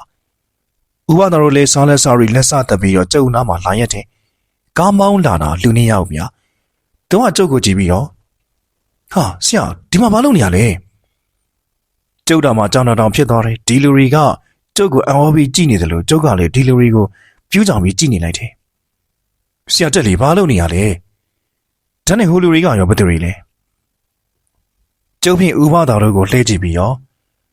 အော်အေးသူတို့ကငါလူတွေကွာဒါဆိုအတော်ပဲဆရာရဲ့လာမြတ်တဲ့ဒီတိုင်းဆိုရင်ချက်ကြီးကိုလည်းရောက်နေလောက်ရောပေါ့ဆရာရဲ့ကြီးရတာကျုပ်ကိုလူတရားရောက်နေမှားတာဖြစ်မယ်ဗျာကျုပ်လည်းမထူးတော့ဘူးဗျာသူတို့ကကားပေါ်အတင်းတက်ခိုင်းနေတာမလားဖြစ်ချင်အောင်ဖြစ်ဒီတော်ဒီတောင်ကခွာမဖြစ်မယ်ဆိုပြီးကြေကားအနောက်ခံကိုတက်လိုက်တယ်ဥပဒါတို့လည်းကားပေါ်တက်ကြတယ်ဗျာတကယ်လို့သူတို့ထင်နေတဲ့လူမဟုတ်ဘူးဆိုတာပေါ်သွားရင်လေသူတို့စင်ခိုင်းတဲ့နေရာမှာစိတ်နေခဲ့ရမှာပဲဗျာဆရာတီကိုဘယ်လိုလုပ်ပြီးရောက်နေရလဲဥပဒါတို့ကလည်းကြောင်တောင်နဲ့ကျုပ်ပခုံးကိုပုတ်ကြတယ်ကျုပ်ကလည်းဖြီးလက်စာနဲ့ဆက်ဖြီးရမှာပေါ့ဗျာဒီလိုပါပဲလှုပ်ရှားလေးတစ်ခုရှိလို့ရောက်လာတာကားမောင်းနေတဲ့သူကနောက်ကြည့်မှန်ကနေဥပဒါတို့ကိုကြည့်ပြီးအခဲခတ်နေရဲ့ဗျာကျုပ်အခုမှတတိထားမိတာကကားမောင်းနေတဲ့သူရဲ့ပေါင်ပေးနာမှာတနက်အတူလေးတစ်လက်တင်ထားတယ်ဗျာဘေးနားကလိုက်စီးရဲ့သူကလည်းမောင်းပြက်တနက်တစ်လက်ကိုအသာပိုက်ထားတယ်တနက်တီကြည့်ပြီးကျုပ်တောင်နည်းနည်းလန့်သွားမိတယ်ဆရာဘေးကိုမောင်းအောင်မလဲအော်အေးအညာကိုမောင်းကွာဗျာဆရာအညာကိုဘာသာလို့မှလဲဆရာသွားရမှာအညာမဟုတ်ဘူးလေဗျာစခန်းကိုသွားရမှာလေစခန်းနေဗျာဘာစခန်းလဲတော့မသိဘူးတနက်တီလည်းပါတယ်ဆိုတော့ဒီလူတွေကစစ်သားတွေများလားဒါမှမဟုတ်တစ်ထုတ်လို့ရေးစခန်းကလူတွေများလားပဲသူတို့ကစခန်းဆိုတာနေကြုံလဲစခန်းရတာပေါ့အေးဒါဆိုလဲစခန်းကိုသာမောင်းကွာဥပဒါကကြုံနာကပ်ပြီးတော့အလက်ကောင်မင်းကိုဆရာနဲ့ခေါ်နေရဲ့ကွာမင်းနဲ့သူတို့နဲ့တိလို့လားမသိဘူးလေဗျာသူတို့ကဆရာစခေါ်တာပဲငါစိတ်တင်တော့မင်းကိုလူတရားရောက်နေမှားနေရဖြစ်မယ်ကွာတို့တွေဘာလုပ်ကြမလဲဟိုဗျာခက်တီတီနဲ့ဖြီးဖြန်းလိုက်သွားတာပေါ့ကျုပ်တို့ကိုသူတို့ကအရင်စခေါ်သွားတာမလားနောက်တော့မှတောင်းပန်ပြီးစင်းစုံလေးဆင်းရမှာပဲဗျာလောလောဆယ်တော့မီးစင်ကြည့်ကြရမှာပေါ့ဥပဒါကခေါင်းကြီးတယ်ကားကလေးကတောင်ကြီးတစ်ခုကိုလည်းကြော်ရောတောလန်လေးတစ်ခုတိုင်းချိုးဝင်သွားပါရောတောလန်ကလေးကလှဲလန်းကလေးတန်တာပါပဲသွားရင်နဲ့လမ်းကကျင်းသွားတယ်ဗျဘေးနားကချုံမီတွေကကားကိုတဝဝနဲ့တိုက်ကြတယ်ချစ်ကားမလို့သာဒီလိုလမ်းချမ်းကိုမောင်းနိုင်တာပေါ့ဗျာတခါလမ်းမှာပတ်နေသေးတယ်ဗျာကားမောင်းတဲ့သူကလည်းတော်တော်ကျွမ်းမှုပဲဗျာအဲ့ဒီဘက်ဒီကိုရုံးကန်ပြီးတန်ရတာတထောင်စင်းတထောင်တက်ပြီးတော်သွားပြီးရဲ့ကားကလေးကချုံပိုကြီးတစ်ခုတည်းကိုမောင်းဝင်ချသွားတော့တယ်ဗျာကားမောင်းတဲ့လူကကားပေါ်ကဆင်းပြီးတော့ခြုံထဲကိုတိုးသွားတယ်ကျွတ်တို့ပြူးကြောင်နေတော့မှဒီလူကဆရာဆင်းတော့လေဗျာဘာလုပ်နေရလဲဟမ်ဒီချုံဖို့ကစကန်နေလားဆရာကလည်းမသိချင်အောင်စောင်းနေပြန်ပါပြီဗျာလာပါဗျာသူကဆင်းဆိုတော့လေကျွတ်တို့လေခြုံထဲပဲဆင်းလိုက်ရတော့တယ်ခြုံပြင်ရောက်တော့မှတနက်အရှိကင်ထားတဲ့သူကတစ်ကန်းနေခုတ်ပြီးကားကြီးကိုဖုံးလိုက်တယ်ကားမောင်းတဲ့လူကကျွတ်တို့ရှိရနေဦးဆောင်သွားတယ်အနောက်ကနေနဲ့တနက်ကင်ထားတဲ့သူကဟိုကြည့်ဒီကြည့်နဲ့လိုက်လာတယ်တောင်ထရောက်တော့မှကျုပ်လည်းလန့်သွားမိရဲ့ဗျာဘာလို့လဲဆိုတော့ကျုပ်တို့ရောက်နေတဲ့နေရာရဲ့အရှိမတောင်ကုန်းကလေးသုံးလုံးနဲ့အယိုးတောင်ကြီးကိုမြင်လိုက်ရလို့ပဲဗျာခိုးလူတွေဆက်သွားနေကျုပ်တို့လည်းလိုက်လာခဲ့မိတယ်တောင်စင်းရှုံမြောင်ကလေးတစ်ခုကြားထဲမှာရှားရီတဲလေးတွေထိုးထားတယ်ဗျာအဲ့ဒီမှာတနက်ကင်ထားတဲ့လူတွေကိုအများကြီးပါပဲဗျာဒီတော့မှကျုပ်တို့ကိုခေါ်လာတဲ့သူတွေကလက်နက်ကင်ကြီးဖြစ်မှန်းသိလိုက်ရတယ်ဓမြရီလားတပုံနေလားပဲလူအင်အားကအယောက်20လောက်ရှိတယ်အားလုံးကိုစီကလည်းမောင်းပြတ်တဲ့နဲ့တွေခိမိတဲ့နဲ့တွေခိုင်းလို့ဗျာတချို့ဆိုရင်ဒုံးကြီးဖြစ်တဲ့လောင်ချာကြီးကိုပါကြောမှာတိုင်းလွယ်ထားကြတယ်ကျုပ်တို့တော့ပြေးပါမှာပြီဗျာ ကျုပ်တို့ကိုမြင်လိုက်တဲ့ဆိုရင်ပဲရှူရဲကလက်နက်ကင်တွေကပြေးတက်လာကြတယ်ကျုပ်ကလည်းအလေးတွေပါတွေပြုလို့များဆရာရောက်လာပြီလားသူတို့ကဆရာလို့သာခေါ်ပေမဲ့ကျုပ်ဘာမှမပြောနိုင်တော့ပါဘူးခေါင်းမဲအသာနေပြလိုက်ရတယ်လူတယောက်ကကျုပ်ကိုကြည့်ပြီးတော့ဒါနဲ့ဆရာဘလို့ဖြစ်ပြီးဒီပုံစံကြီးဝတ်ထားတယ်ဗျာဆရာကဆရာနဲ့မတူလိုက်တာဗျာဟဲ့အောင်ဆွေးဆောင်မင်းရမြငါတို့ဆရာဝေးဖမ်းကြတာလားဒီလန်တီခီမှာအဖမ်းအဆီးအစစ်ဆေးတွေများနေကွာဟိုတလောကတော့ဓမြတွေနဲ့စစ်တပ်တွေတိုက်ပွဲဖြစ်ကြသေးရဲ့မလားဒီလိုရုပ်ဖြတ်ထားတော့မှအစီအစီမခံရမှာပေါ့ကွာမင်းတလောက်တော့အုံတော့မရှိဘူးလားမှားပါတယ်ကျွန်တော်မှားပါတယ်ဆရာကားမောင်းတော်ရီသူကကျုပ်လက်တွေကိုပစ္စတိုတနက်လန့်ထည့်ပေးလိုက်တယ်ဟမ်ဒါဘာလို့ရမှာလဲဘာလို့ရမှာလဲဆရာကိုဝေဖန်တဲ့လူတွေကိုအရှင်းမထားဘူးမလားအခုဆွေဆောင်ကိုရှင်းပလိုက်ပါတော့ဆရာရဲ့ဟိုင်ပြဿနာတော့တက်ပြီဗျာတနက်ကရင်ကျုပ်လက်တွေတုံလာမိတယ်ခဏကဆွေဆောင်ဆိုတဲ့လူကလေးကျုပ်ရှိမှဒူးထောင်ပြီးခေါင်းကိုငုံပေးထားတယ်သူ့တကူလုံးလေးကြောင်းလန့်ပြီးတော့တုံရင်နေရဲ့ဗျာလှုပ်လေးဆရာဘာလုပ်နေအောင်လဲဒီကောင်ဝေဖန်တာကိုလက်သက်ခံလိုက်ရင်ကျန်တဲ့လူတွေကလည်းဆရာကိုဝေဖန်ကြတော့မှာနော်ကျမလုံးနိုင်ဘူးဗျာတနက်ကိုကားပေါင်းတဲ့သူစီပြန်ပေးလိုက်တယ်။အော်ဆရာကကျုပ်ကိုရှင်းခိုင်းတာပေါ့လေ။မဟုတ်ဘူးဒီကောင်ဆွေဆောင်မတတ်ပါနဲ့ကွာ။ကျုပ်ပြောလိုက်တော့ကားပေါင်းတဲ့သူကတော်တော်အံ့ဩသွားတယ်ဗျာ။ဆရာဘာပြောလိုက်တာလဲ။ဒီကောင်ကဆရာကိုဝေဖန်လိုက်တာနော်။ဒါမျိုးဆရာလက်သက်ခံလို့လား။သူကဝေဖန်တာမဟုတ်ပါဘူးကွာမသိလို့မေးရပါ။သူ့ဒီတစ်ခါတော့ငါခွင့်လို့ပေးလိုက်မယ်။ငါလက်တွေသွေးမစွန်းချင်ဘူးကွာကားမောင်းတဲ့လူကပစ္စတိုတနက်ကိုခါးကြားရေးပြန်ထည့်လာရင်ねဟုတ်တာပေါ့ဆရာရဲ့ဆရာလိုလုပ်ငန်းကြီးလုံးမဲ့သူကလက်တွေပေးချင်နေလို့ပဲဖြစ်ပါမလဲနောက်ဆိုတပည့်ကြီးကိုပြောတော့ဆရာတက်ဆရာရှင်တပည့်ကြီးတက်ပေးမယ်ဒီလူတွေကတော့တကယ်လူတွေပါပဲဗျာတက်တာဖြတ်တာကိုအေးအေးဆေးဆေးပြောနေနိုင်နေဗျာကားမောင်းလာတဲ့သူကဆွေဆောင်ဆွဲတဲ့ကိုလက်ဝါးနဲ့ရှိုက်ထလိုက်ပြီးတော့ရောင်ဆွေဆောင်ပြဘာလုပ်နေရလဲဆရာကျေးဇူးမတင်ဘူးလားဆရာသားဒီနေ့စိတ်ကောင်းဝင်မနေဘူးဆိုရင်မင်းသိရကြပြီဆွေဆောင်ကကြုတ်ချေတလုံးကိုဖတ်ပြီးရောကျေးဇူးတင်ပါတယ်ဆရာရဲ့ဆရာကျုပ်ကျေးဇူးတင်ပါတယ်ဆရာကျေးဇူးကိုကျုပ်ဒီတစ်သက်လုံးအသက်နဲ့ယဉ်ပြီးတော့ပြန်ဆက်ပါမယ်ဆရာဘာရီဖြစ်နေမှန်းတော့မသိတော့ဘူးဗျို့အချိန်ကြီးမကောင်းတာတော့အမှန်ပဲဗျာကျုပ်လည်းအချိန်မလွန်ခင်ပြန်လှည့်မှဖြစ်မယ်ဒါနဲ့ခြာကနေပြန်လှည့်လိုက်ပြီဆရာဘာလုပ်လို့လဲဟိုလေငါအလုံးလေးတစ်ခုရှိသေးလို့ပြန်ရမယ်ကွာဆရာလေးဗျာဒီမှာလှုပ်ကြီးရှိရင်လေဆရာဒီတိုင်းပြန်သွားလို့ရပါမလားကျုပ်ကြံရမရတာနဲ့ဥပဒါကိုလှည့်ကြည့်လိုက်ရတယ်ဥပဒါကခေါင်းကိုအသာခါပြလိုက်တယ်ဗျာအတင်းကြပ်ကြီးတိတ်မလုံနဲ့ဆိုရဲသဘောပေါ့ဟိုလူရီကောင်လည်းတနက်ဒီခိုင်းချကြတယ်မလားဒီချင်းရှူရဲကောင်နေလူရီထပ်ပြီးပြေးတက်လာတယ်ဗျာကျုပ်ကိုတွေ့ရနဲ့အလေးပြုကြပါရောဆရာချက်ကြီးတို့ဖက်ပြန်ရောက်ပါပြီကောင်းမလေးလူကနေအေးငါတို့လာပြီသူတို့လုပ်ငန်းအောင်မြင်နေမလားအောင်မြင်ပါလေဘိုးစုချက်ကြီးရဆရာကိုတွေးချင်နေပါလေကောင်းမောင်းလာတဲ့လူနာမည်ကဘိုးဆိုးတယ်ဗျာဘိုးဆိုးကကျုပ်ကိုလမ်းပြရင်းနေလာပါဆရာစကန်လေးသွားကြရအောင်သူပြောရနေကျုပ်လေးစကန်လေးဆင်းလာခင်လိုက်တယ်ဝါတဲ့လေးတွေကဝယုံပင်ကြီးတွေတစ်ပင်ကြီးတွေအောက်မှာစောက်ထားတာမလို့လွယ်လွယ်မြင်နိုင်မှုဗျာတဲကြီးသုံးလုံးကိုဖိုကလောက်ဆိုင်ပုံစံလေးစောက်ထားတယ်အလယ်မှာတော့ချင်းကွင်းအရွယ်စားလို့ရှိတဲ့ကွင်းလေးတစ်ခုရှိတယ်ဗျတဲကြီးတွေကိုကြည့်ရတာတဲ့အစိမ်းဝါစိမ့်နေနဲ့စောက်ထားတာဆိုတော့ဒီတဲတွေစောက်ထားတာသိပ်မကြသေးတဲ့ပုံပဲဗျာတဲရှိမြေကွက်လက်လေးရောက်တော့တနက်ကင်ထားတဲ့လူတွေကညင်ညင်ညာညာလမ်းလျှောက်လာကြပြီးတော့ကျုပ်ကိုတန်းစီပြီးအလေးပြုကြတယ်အကျုပ်လည်းဘယ်ရမလဲစစ်ကားတွေကြည့်ကြတဲ့သူဒီလူတွေကိုပြန်ပြီးအလေးပြုလိုက်တာပေါ့ကျုပ်အလေးပြုတာကိုပိုဆိုးကတန်တော်ကြည့်နေဆရာအလေးပြုတယ်ဆိုတော့ညာလက်နဲ့အလေးပြုပါလေအခုဘလို့ဖြစ်လို့ဘဲလက်နဲ့အလေးပြုတာလဲဟိုလူတွေအလေးပြုတော့ကျုပ်လည်းဖြစ်တယ်လို့အလေးပြုလိုက်တာဖြစ်ချင်တော့ဘဲလက်ကြီးနဲ့ဖြစ်နေတယ်ဗျို့ကျုပ်လည်းဘာပြန်ပြောရမှမသိရနဲ့ဟေ့အောင်ငါဆိုမင်းကဝေဖန်တာလားကျုပ်ပြောလိုက်တော့ဘိုးဆိုးကပြပြတလဲဖြစ်သွားတယ်မဟုတ်ပါဆရာထူးဆန်းနေလို့မေးမိတာပါဟင်းမလေးတတလုံးညာလက်နဲ့အလေးပြုလာခဲ့တော့အပြောင်းလဲဖြစ်အောင်ပယ်လက်နဲ့အလေးပြုတာဖြစ်မှာပေါ့ဆရာမနဲ့ငါဆရာမနဲ့ ကျုပ်ဖီးတလိုက်တာဟိုလူကြောက်သွားလို့တော်သေးတယ်ဗျာမကြခင်လူတယောက်ကကျုပ်ကိုအဝေးစားတွေလာပြီးတယ်ပျောက်သားအင်ကြီးလဲရှိဖက်နဲ့တည်းကျုပ်ကိုဝေခိုင်းနေထင်ပါရဲ့ဗျာကျုပ်ဖြင့်သူတို့ပေးတဲ့ဝေစားတွေကိုဝေပေးလိုက်ရတယ်ကျုပ်မျက်လုံးမှာနေကမျက်မှန်တလက်လာတက်ပြီးတယ်ခေါင်းပေါ်မှာလည်းရုပ်ရှင်တွေတဲကလူဆိုးပေါ်တွေစောင်းနေကက်အုပ်ထုတ်အဆောင်တွေကိုလာဆောင်ပြီးတယ်ဗျာခါမှလည်း6လုံးပြူတနက်တလက်ကိုလာချိပြီးတယ်ဗျာ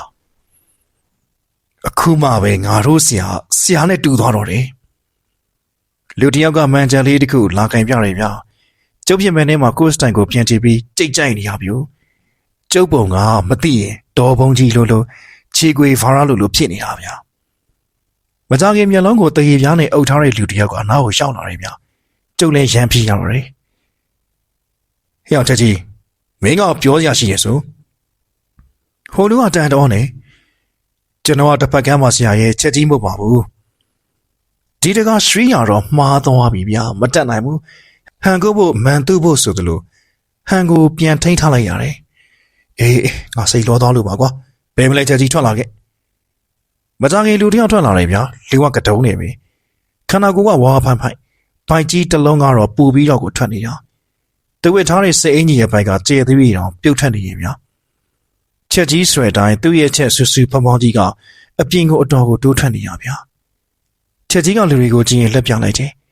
ဒီကတနက်ကင်ထားတဲ့သူတွေကတခြားလူတွေကိုတနက်နဲ့ချိန်ပြီးခေါ်လာတယ်အနာရောက်တော့မှကရင်ကြီးနဲ့ရွာသား4-50ရောက်ဖြစ်နေရဗျာရွာသားတွေကိုကျိုးရီနဲ့တုပ်ပြီးခေါ်လာခဲ့တာဗျချက်ကြီးကအနာကပ်လာရင်ねဆရာခိုင်းထားတဲ့အတိုင်းဒီလူတွေကိုပေါ်တာဆွဲလာခဲ့ပါပြီဟောဗျာရွာသားတွေကိုပေါ်တာသွားဆွဲလာတာဆိုပဲကင်ကြီးကိုမြင်တော့ကျုပ်လက်ဖြတ်သွားပြီးမျက်နှာကိုဟိုဘက်လှည့်လိုက်မိတယ်ကင်ကြီးကကျုပ်တို့တွေကိုမောကြည့်ရင်တော်တော်အံ့ဩသွားတဲ့ပုံပဲဗျာဟာလက်ကောင်မင်းကဓမြကောင်းဆောင်ဖြစ်နေပါလားကျုပ်လည်းဘယ်လိုပြောရမှန်းကိုမသိတော့ဘူးဗျာကင်ကြီးကဥပဒါကိုကြည့်ပြီးတော့ကိုမသာဟာခမရတို့တော်တော်ဟန်ဆောင်ကောင်းတဲ့သူတွေပဲဗျာကျုံမဖြစ်ခမရတို့ကိုယုံကြည်လိုက်ရတာကင်ကြီးပြောတော့ချက်ကြီးကအနားကိုတုတ်ခတ်သွားပြီးတနက်နဲ့ချိန်လိုက်တယ်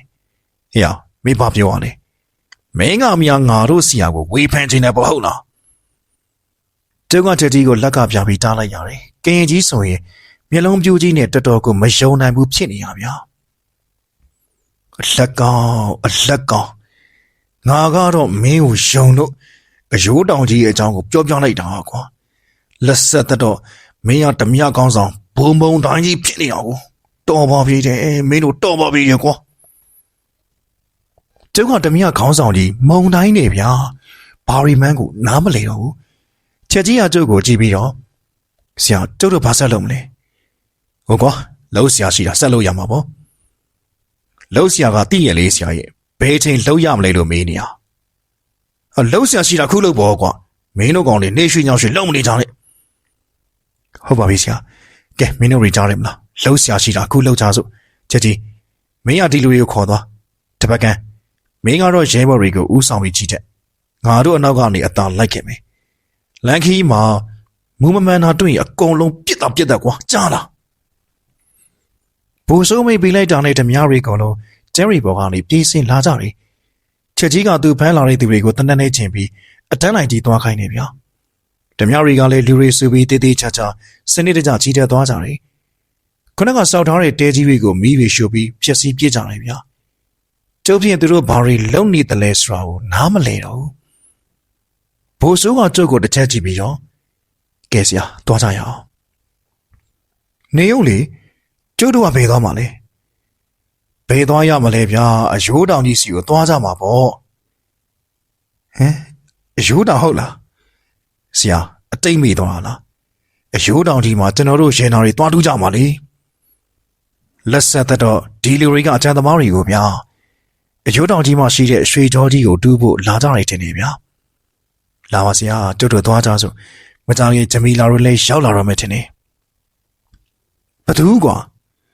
ဂျမီလာလေးဗျာကျွန်တော်တို့စီးပွားဘက်ပေါ့ကျုပ်ဖြစ်ရောင်ချာချာနဲ့ဒီလိုရီနောက်ကိုလိုက်လာခဲ့ရတယ်ဗျာဥပဒါတို့လည်းပါတာပေါ့တောင်ကုန်းကလေး3ခုစီကိုဥတီပြီးခီးဆက်ခဲ့ကြတယ်ဗျာပေါ်တာဆွဲလာတဲ့လူတွေကိုအရှိဆုံးကသွားခိုင်းပြီးလူတန်းရှည်ကြီးခီးဆက်ခဲ့ကြတယ်လူများတော့ခီးကတိတ်မတွင်ချင်ပါဘူးဗျာ ညနေဆောင်ရောက်တော့ညောင်မင်းကြီးတပင်နာကိုရောက်လာခဲ့ကြတယ်ဗျညောင်မင်းကြီးမှလည်းစင်အိုးလေးတွေတွင်းလောက်ဆွဲလို့ပေါ့ဒီပင်ကမရဏသစ်ပင်ကြီးဆိုတာကျုပ်ကသိပြီးသားပေါ့ဒါပေမဲ့မသိသေးတဲ့ဓမြတွေကစင်အိုးတွေကိုတန်တော်နေကြည့်နေကြတယ်သွားမထီကြနဲ့အဲ့ဒါမရဏသစ်ပင်ပဲဒီသစ်ပင်ပေါ်မှာအိမ်မောကြနေတဲ့ဝိညာဉ်တွေကိုတွားနောက်ရှင်မင်းတို့အကုန်ဒုက္ခရောက်ကုန်ကြမယ်ကင်ကြီးကရှေ့ဆုံးကနေအော်ပြောနေမြချက်ကြီးကပစ္စတိုတနက်နဲ့တစ်ပင်မှာထွင်းလောင်းချိတ်ထားတဲ့စင်အိုးတစ်လုံးကိုတိုင်းကနေပစ်ခွဲချလိုက်တယ်ပြီးတော့ရီမောနေကနေခမည်းပေါ်ရီရှောက်ပြောနေတဲ့ကတုံးကြီးဒါပြစ်မှတ်ပြင်းပြကျုပ်တို့ပြစ်ဖို့အတွက်ပြစ်မှတ်တွေလှုပ်ပေးထားတာချက်ကြီးကရီမောကြီးနဲ့စင်အိုးတွေကိုတတိန်နဲ့ပစ်ခွဲပါလေရောသူတို့ဖမ်းလာတဲ့ကင်တွေကလည်းအမျိုးမျိုးအော်ဟစ်ပြောဆိုကြတာပေါ့ကင်ကြီးကချက်ကြီးကိုကြည့်လိုက်ရင်သွားပြီမင်းတို့တော့သွားပြီမင်းတို့ကတော့အေးစစ်စစ်အိတ်ဆက်နေတဲ့မင်းစာလေးတွေကိုတွားပြီးလှုံ့နိုးလိုက်တယ်လို့ဖြစ်သွားပြီကွာခမည်းပါဇက်ပိတ်တာမပိတ်လို့ကတော့နောက်တစ်ခါပြင်မဲ့ကြီးတောင်ဟာခမည်းကောင်းနဲ့ဖောက်ဝင်သွားလိမ့်မယ်တိလားကင်ကြီးကလည်းဘာမှစံပြောတော့ဘူးဗျာချက်ကြီးနဲ့ဓမြ3-4ယောက်ကတော့တစ်ပင်မှာချိန်ထားတဲ့စင်အိုးတွေကိုတနက်တွေနဲ့ပြစ်ဖောက်ပြီးရီမောနေကြပါရောမဖြစ်တော့ဘူးဗျာဒီအချိန်တွေကိုကျုံဝင်ထိန်မှာဖြစ်တော့မယ်ကျုပ်လေးချက်ကြီးကိုတော့ဆင်းချလာခဲ့ပါရီယောက်ချက်ကြီးမင်းတာဘာလုပ်တာလဲကျုပ်ပိန်ရောက်လိုက်တော့ချက်ကြီးလန့်သွားတယ်ဗျာသွားစရာရှိရသွားအပိုးလှုပ်တွေလှုပ်နေနဲ့ခီးပင်နေကွာကျုပ်ပြောထလိုက်မှချက်ကြီးကခေါင်းညိပြီးပေါ်တာရီကိုဆွဲခေါ်သွားပါရောဟိုနေ့ကတွေ့ခဲ့တဲ့မရဏသစ်ပင်ကြီးကတော့အခုစင်အိုးရီကိုကွဲချီပြုတ်ကြပြီးကြိုးတန်းလန်းလေးတွေပဲကြံနေခဲ့ပါတော့ဗျာကျုပ်ဖြစ်ဒီသစ်ပင်ကြီးကိုကြည့်ပြီးစိတ်တော်မကောင်းဘူးပြောမကြခင်တောင်ကုန်းကလေး3ခုနာကိုရောက်လာခဲ့ကြတယ်ဟိုဘက်မှာတော့အရိုးတောင်ကြီးကိုလှမ်းပြနေရပြီပေါ့ဒါပေမဲ့ပတ်ဝန်းကျင်ကတိတ်မောင်းနေပြီဗျာဘိုးဆိုရလိုက်ငါတို့ဒီနေရာမှာစခန်းကြမယ်ဘာဖြစ်လို့လဲဆရာတိတ်မောင်းနေပြီအမောင်တို့ကြီးရဲ့ရှေ့ဆက်လို့မကောင်းအဲ့ဒီလောက်ကြီးလည်းမမောင်သေးပါဘူးဆရာရဲ့ဘိုးဆိုမင်းကငေါ့အားခံတာလားမဟုတ်ပါဘူးဆရာမဟုတ်ပါဘူးဟေးတို့ရကြဆိုကွာဒီတောင်ကုန်းလေးပေါ်မှာပဲစခန်းချကြမယ်ဟုတ်ပြီလားဥမသားကနားကိုကက်လာတယ်အလက်ကောင်မှောင်သေးပဲကွာဟာဗျာဒီလောက်မှောင်နေတာကိုမမောင်သေးဘူးလေလားမင်းကတော့မျက်မှန်အနက်ကြီးတက်ပြီးတယောက်တည်းကွက်မောင်နေတာကိုအလက်ကောင်ရဥမသားပြောမှကျုပ်လည်းတတိယပြီးမျက်မှန်နဲ့ကြီးချွတ်ကြည့်လိုက်ရတယ်ဟုတ်တယ်ဗျညနေမိုးချုပ်တော့မယ်ဆိုပေမဲ့အလင်းရောင်ကောင်ကကျန်နေသေးတယ်ဒါကြီးတထားလို့မှောင်နေရထင်တာပြောမတတ်နိုင်ဘူးကိုကအခုဘိုးဖြစ်နေပြီဆိုတော့ခုတစ်မျိုးတော်ကြတစ်မျိုးလှုပ်လို့မကောင်းဘူးလေဗျာအဲ့ဒါနဲ့ပဲတောင်ကုန်းလေးပေါ်မှာစကန်းချပြစ်သွားတယ်ဆိုပါတော့စကန်းချနေရဥပဒါတို့နောက်ကပ်ပြပါရတယ်ဥပဒါကြီးကျုပ်တော့တင်းတော်စာနဲ့နေရနေပြီဗျာဘာတင်းတော်စာလဲလက်ကောင်ဒီလိုတစုကအရိုးတောင်ကြီးစီသွားနေကြတာအရိုးတောင်ဆိုတော့ကင်ရလူမျိုးတွေအရိုးကောက်ပြီးရင်အရိုးပိုးရတဲ့တောင်ပေါ့ဗျာဦးကင်ရတခါပြောမှုတွေဗျာအရိုးတောင်ဖြစ်ရွေးချယ်တဲ့နေရာဟာရတနာရွှေငွေတွေရှိတဲ့နေရာဖြစ်ရမယ်တဲ့အခုအဲ့ဒီတောင်ကြီးမှာလည်းတဘာဝရွှေချောကြီးတွေရှိရဆိုပဲဗျာဟာဒါဆိုဒီကောင်တွေတိုက်တူးဖို့လာတာပေါ့ဖြစ်နိုင်တဲ့ဥပဒါကြီးကင်ကြီးကိုဖမ်းလာတာကရွှေတွေကျင်ခိုင်းမှုဖြစ်မယ်ဗျာဒါမဲ့ကျုပ်စဉ်းစားမရတာတခုရှိတယ်အဲ့ဒါကတော့ဂျမီလာဆွဲသူပဲဂျမီလာဆိုတာမင်္ဂလေးနာမည်ကွာကလားနာမည်ထင်တာပဲ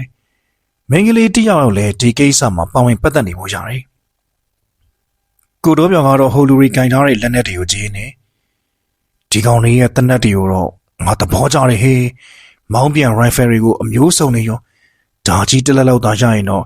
အမဲကောင်90တရားလောက်ကိုတခါလေးပြစ်လို့ရမယ်ထင်တယ်ကွာခမည်းကတော့တနက်ရေးပါပဲဗျာဒါနဲ့ကျတို့ဒီတိုင်းဆက်နေတော့လို့မဖြစ်ဘူးဗျအခြေအနေပေးရနေဒီကောင်နေအမြဲလက်မဖြစ်မယ်လစ်တာတော့လစ်တာပေါ့ကွာ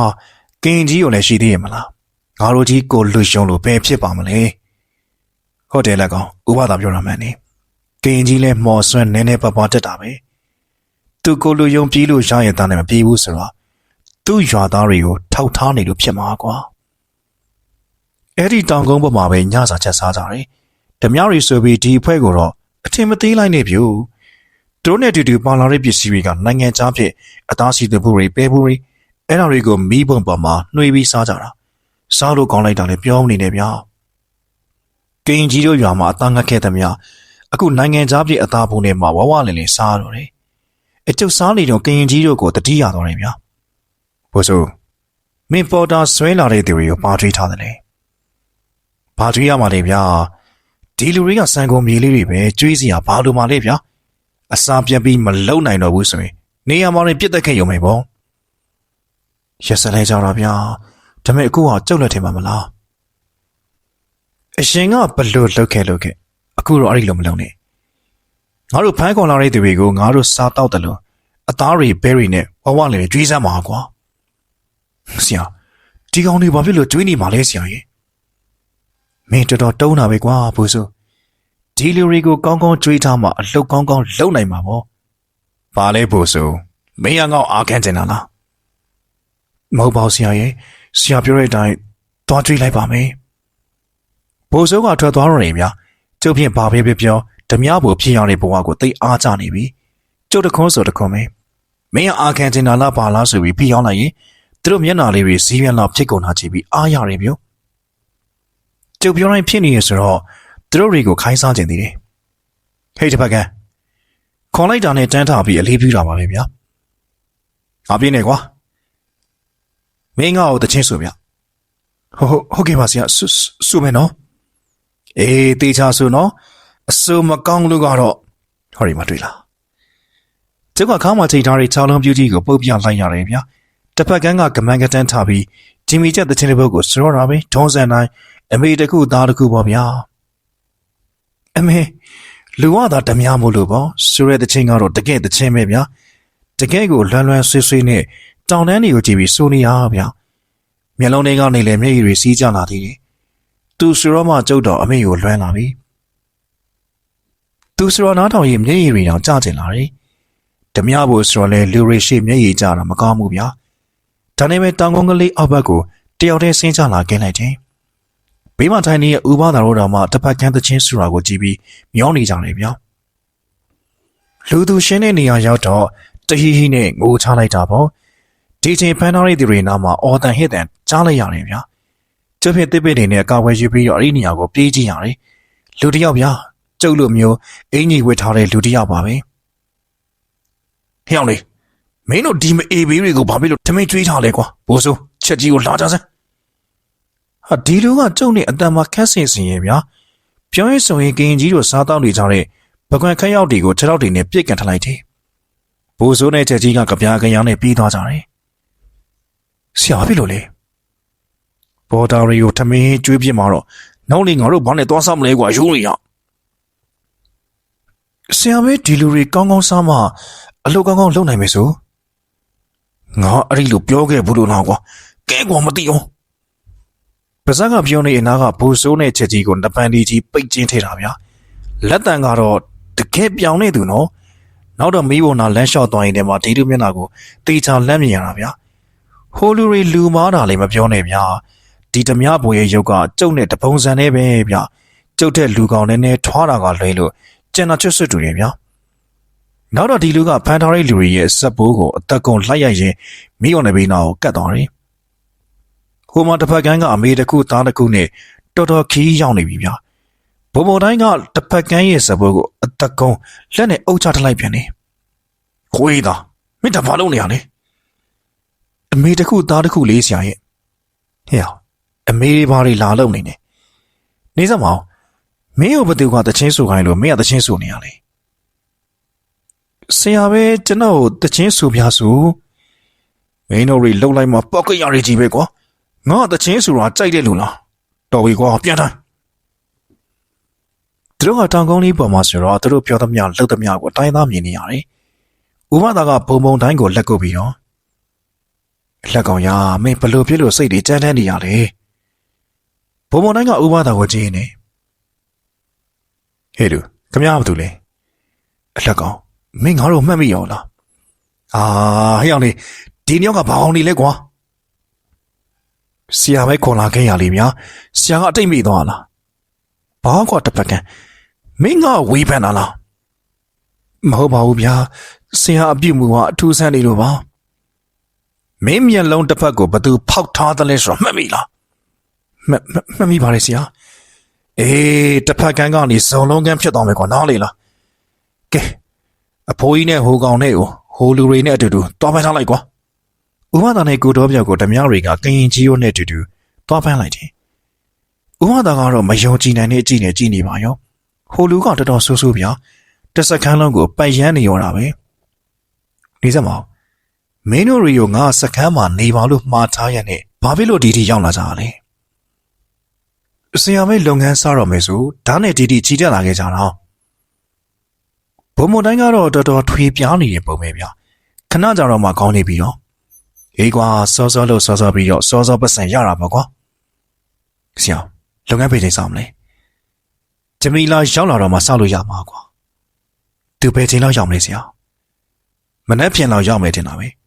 ဟိုကောင်လေးကိုတေချာစောင့်ကြည့်ထားကြနော်တယောက်လွတ်သွားတာနဲ့အကုန်သာတက်ပြစ်ကွာကြားရင်ဘုံဘုံတိုင်းကတော့သူ့လူတွေကြောက်လဲကြောက်ချင်စရာပဲဗျာကျုံကသူတို့အခြေအနေတွေကိုစောင့်ကြည့်နေရတယ်ညာလဲနဲ့လာရောမြူငွေတွေလိုနှင်းငွေတွေလိုအရာတွေကတောင်ကုန်းကလေးပေါ်မှာဖုံးလွှမ်းသွားတယ်ဗျာတောက်ထိပ်ကနေမျက်လုံးစိမ့်စိမ့်လေးတွေကပြေးထွက်လာတယ်ကျုံကအစပိုးဆုံးကြည့်လို့ထင်တာဗျာအနားကပြတ်သွားမှဘာကောင်လေးတွေမှမသိတဲ့အကောင်လေးတွေဖြစ်တယ်ဒီကောင်ကလေးတွေကတထောင်လောက်ပဲရှိမယ်ဗျာအမီးရှည်ရှည်နေရွက်ကယုံလို့ရှည်ရှည်လေးတွေနဲ့လူလိုအကောင်လေးတွေဒီကောင်ကလေးတွေကမြေရီချားတွေကနေတောင်ကုန်းပေါ်မှာနေရာယူထားတဲ့ဓမြဖွဲ့စီကိုပြေးသွားကြတယ်ဓမြတွေကိုတွေ့တာနဲ့သူတို့ဘက်ကကုတ်ပတ်တက်ပြီးတော့နရွက်တွေကိုဆွဲစပင်းတွေကိုဆွဲနေဗျဓမြတွေကလည်းကြောက်လက်တကြားနဲ့အော်ဟစ်ပြီးတော့လက်နဲ့ပုတ်ချရိုက်ချကြတယ်ပေါ့ဒါပေမဲ့ဟိုကောင်လေးတွေကမရပါဘူးဓမြရီရဲ့ကိုယ်ပေါ်မှာလူးလွန်ဖတ်တက်ကြပြီးတော့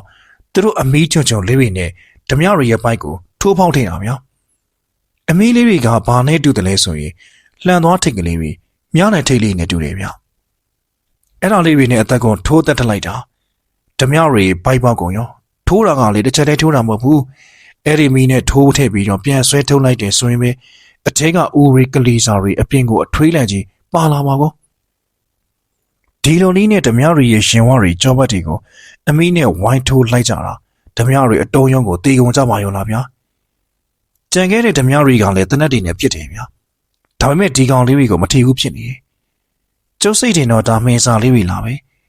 သူတို့နေတဲ့မရဏသစ်ပင်ကြီးကိုတွားနောက်ရှက်လို့များပြန်ပြီးလက်စားချီရလားမသိဘူးဗျာတောင်ကုန်းပေါ်မှာတော့တနက်ပြစ်တန်လေးစူညံလို့နေရဲ့ဗျာချက်ကြီးဆွေဓမြကဆက်တနက်အသေးလေးနဲ့ဟိုပြစ်ဒီပြစ်ရမ်းပြစ်နေရောလားဗျာကြီးစံနေရှော်လေးခေါင်းပေါ်ကနေတဝီဝီနဲ့ဖြတ်သွားကြတယ်တချို့ဓမြတွေကမင်းစာတက်လို့မသိပဲချက်ကြီးပြစ်တဲ့ကြီးစံတွေကြည့်ပြီးတေကုန်ကြတာအတုံးယုံပဲဗျာဖျောင်းလေးမပြေးနဲ့တယောက်မှပြေးကြနဲ့ဘုံမနိုင်ကပြောပေမဲ့နောက်ကျသွားပြီဗျာ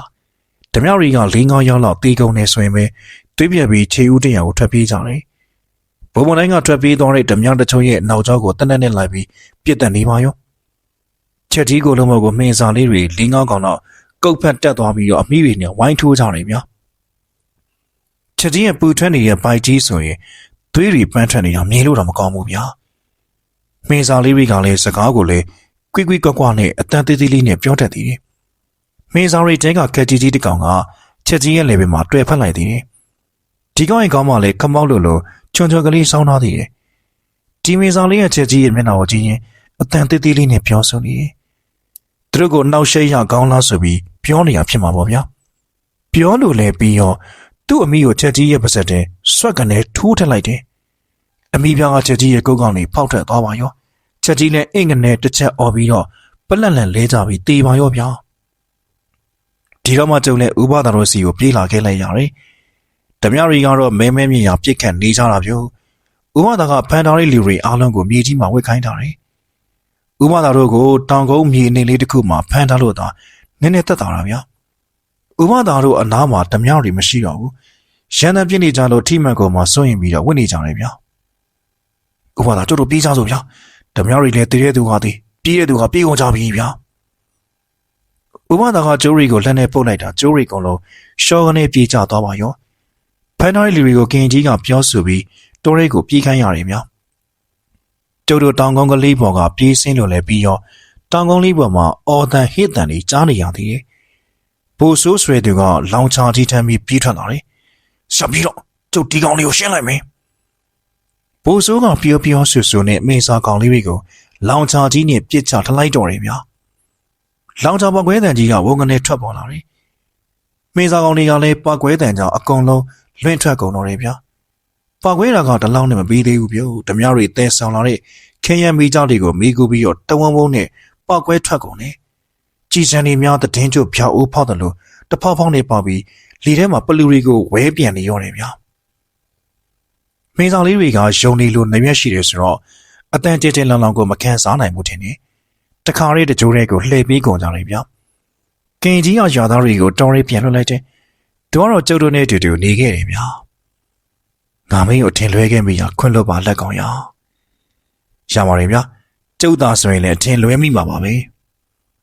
ဥပဒါကတောင်ကုန်းလေးပေါ်ကိုကြည့်နေဒီကောင်လေးဒီတိုင်းလွယ်လွယ်နဲ့တော့လက်လျှော့သွားမှာမဟုတ်ဘူးကွာဟုတ်တယ်ဥပဒါသူတို့ပြောရတဲ့ဂျမီလာဆိုလည်းရှိသေးတယ်ဒီလူတွေလူစုပြီးတော့ပြန်လာကြမှာပဲဒါပေမဲ့ကျုပ်တို့ဘယ်လိုလုပ်ကြမလဲကင်ကြီးကတစ်ချက်စဉ်းစားလိုက်ရင်ねအယိုးတောင်ကြီးကိုပိတ်ပြစ်လိုက်မှရမယ်နဲ့တူတယ်ဟေးဘလို့ဗျအယိုးတောင်ကြီးကိုပိတ်လို့ရတယ်လားဟုတ်တယ်လားကောင်ရှေးလူကြီးတွေလက်ဆင့်ကမ်းလာခဲ့တဲ့တောင်ပိတ်တယ်လို့ခေါ်တဲ့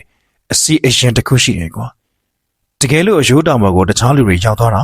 ဖြက်လို့ဖြက်စီးလောက်တာခံရတယ်ဆိုရင်အဲ့ဒီအစီရင်လုပ်ပြီးတော့တောင်ကြီးကိုပိတ်သွားအောင်လုပ်လို့ရတယ်တောင်ပိတ်လိုက်တော့ဘာဖြစ်သွားမလဲအသေးစိတ်တော့ငါလည်းမသိဘူးကွာဒါဖြင့်လေဒီလူတွေမရောက်ခင်တောင်သားပိတ်ကြတာပေါ့ဗျာဟာငါတယောက်တည်းပိတ်လို့မရဘူး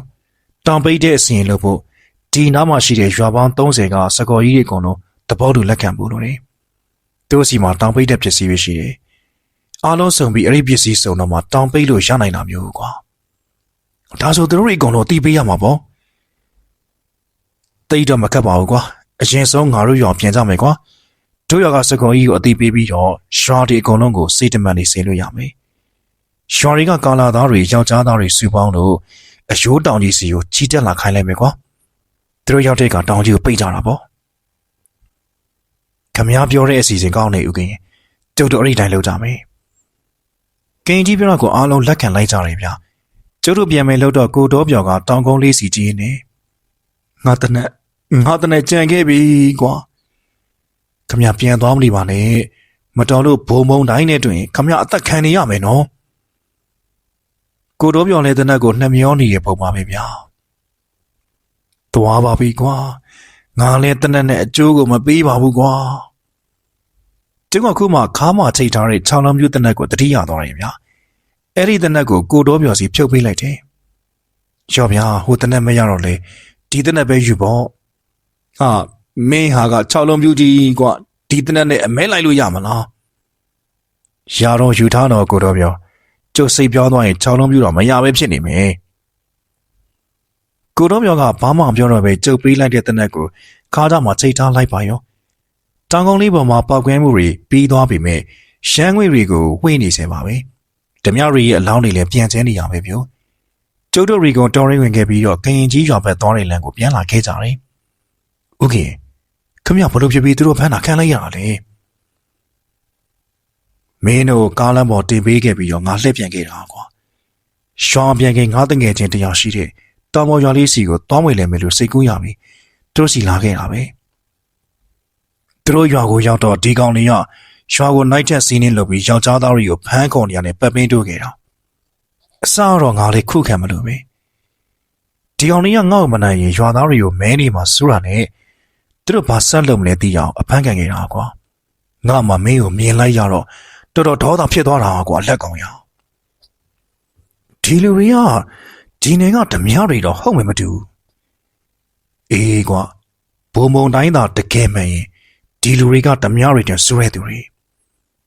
ဘယ်လိုလူတွေမလို့လဲဗျာဟော်ရီတောင်တန်းတွေတိုင်းအရှိဘက်ကိုဆက်သွားရင်ယူဒီယာပြည်ကိုရောက်နိုင်တယ်ကွာ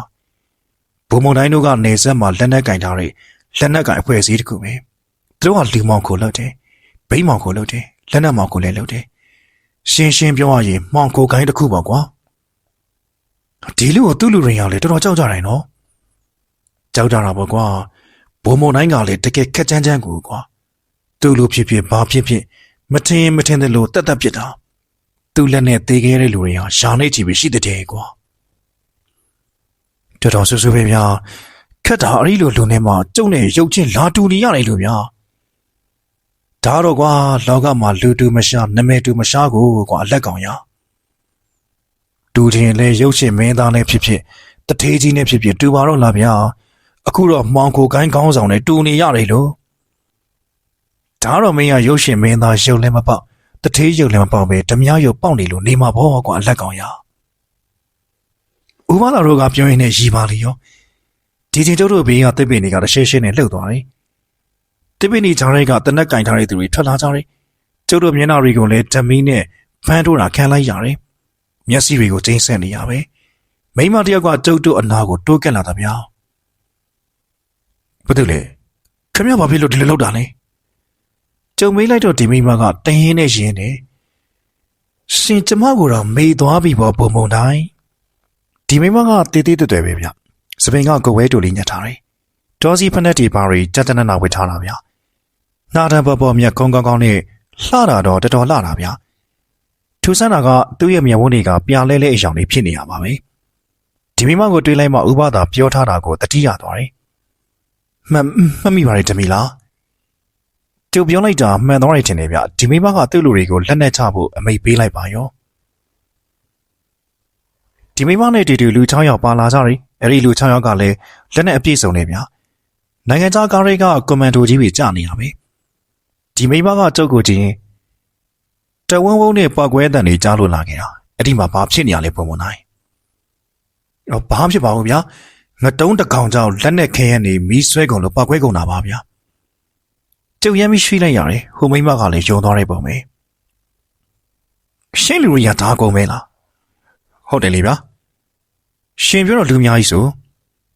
ကျုပ်တို့လိုရမယ့်လောက်ကလူများများသိရင်မကောင်းဘူးမလားဂျမီလာကဥပဒါတို့ကိုတစ်ချက်ကြည့်လိုက်ရင်ね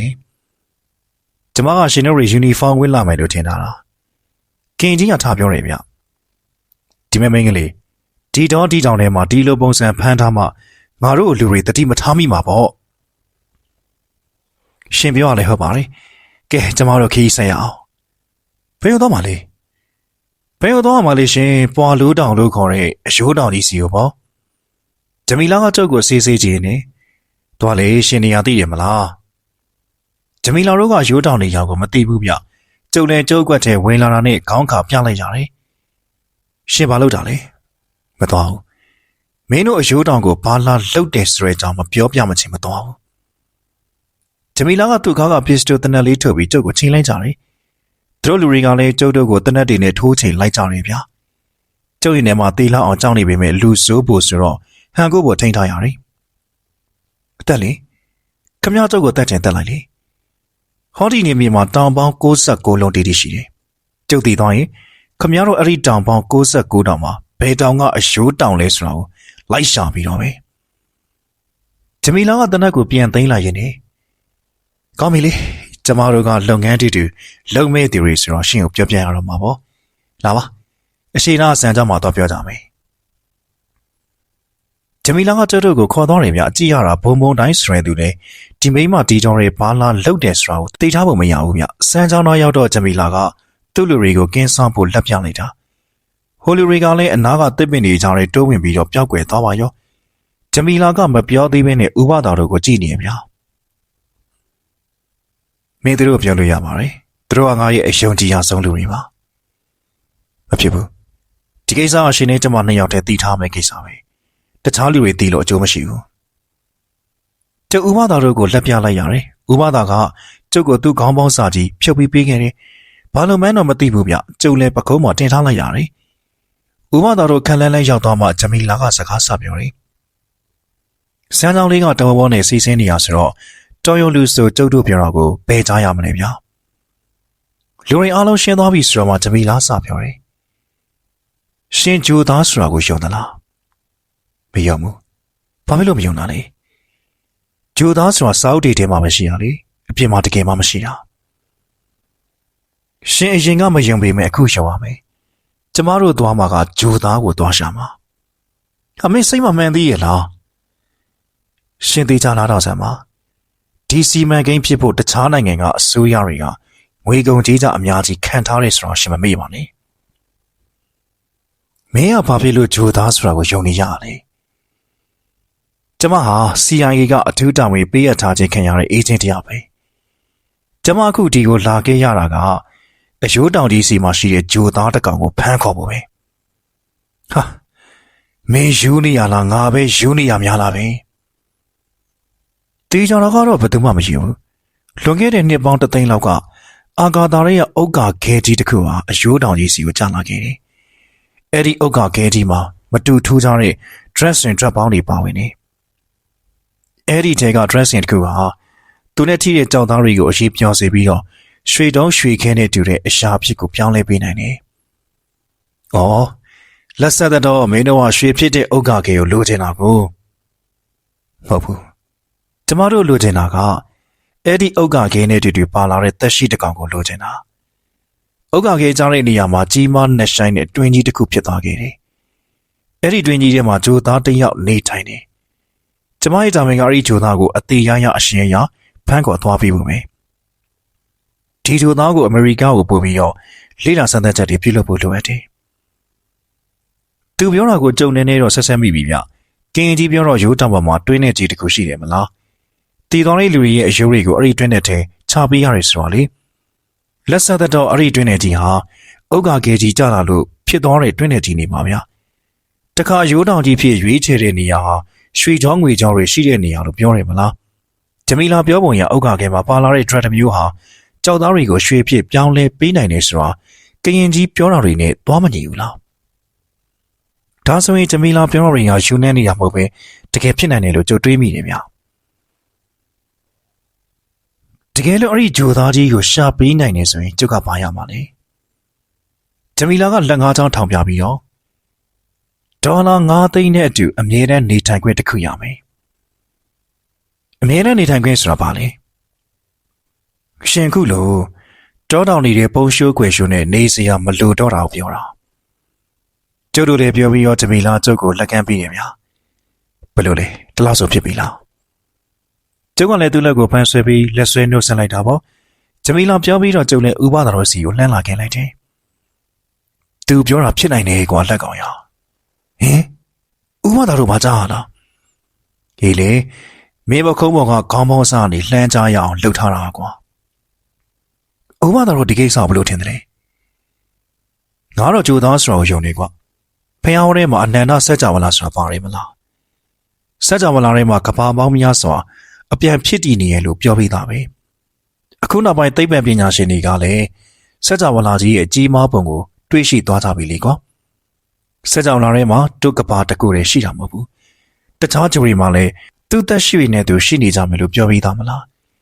ဒီကောင်မလေးပြောတဲ့အတိုင်းဆိုဒါအများကြီးဖြစ်နိုင်တယ်ကွာတာမန်ညံမမီတဲ့လူဆိုရင်ယူနေရမယ်ထင်ပါဥပဒါဟာကျုပ်ကိုညံမမီဘူးလို့ပြောတာလားလူရီယာကိုစင်ချင်းမတွေးတောနိုင်တဲ့အရာတစ်ခုကိုယူနေရဆိုပြီးသတ်မှတ်လိုက်ကြတယ်ကွာဘိုးဘိုးအောင်အင်းချင်းတော့အားလုံးကယူနေရလို့ထင်နေမလားအဲ့ဒီသဘောပေါ့ကွာကင်ကြီးကလည်းနားထောင်ရင်လည်းဟုတ်တယ်ကွာသူပြောတာတော်တော်ဟုတ်မယ်ဒါပေမဲ့တခုတော့ရှိရနော်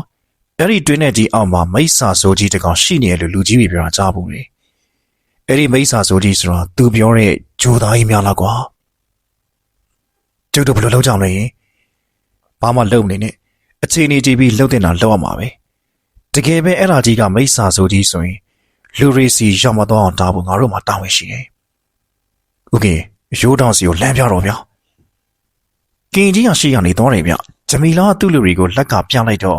သူ့လူတွေကကျုပ်တို့နဲ့တန်းနေမသွားပဲတစ်ပင်နေနောက်ကနေဟိုချိန်တီချိန်လုံရင်တဖြည်းဖြည်းလိုက်လာခဲ့ကြတယ်ဗျာနေပါဦးခမည်းလူတွေကကောင်းကောင်းသွားလို့မရဘူးလားတော်တယ်တော်တယ်ဆိုပြီးစိတ်ချထားလို့ဖြစ်ဘူးအန်တီရဲ့ဆိုတာနေရာတိုင်းမှာရှိတယ်တမီးရည်နဲ့သွားတော့ဆိုတော့ခီးတော်တွင်နေဗျမကြခင်အယိုးတောင်ကြီးနာကိုရောက်ခဲ့လာခဲ့ပါရောဗျာအိုကင်ကဆက်သွားမယ်လို့တော့ဂျမီလာလက်ထားလိုက်တယ်ဂျမီလာကသူ့လူတယောက်စီကအထုပ်ကြီးတစ်ထုပ်ကိုတောင်းလိုက်တယ်ဗျာအထုပ်ကြီးကိုထုတ်လိုက်တဲ့ကအထဲမှာဖန်ပြုံချောင်းကလေးတွေတွေ့လိုက်ရတယ်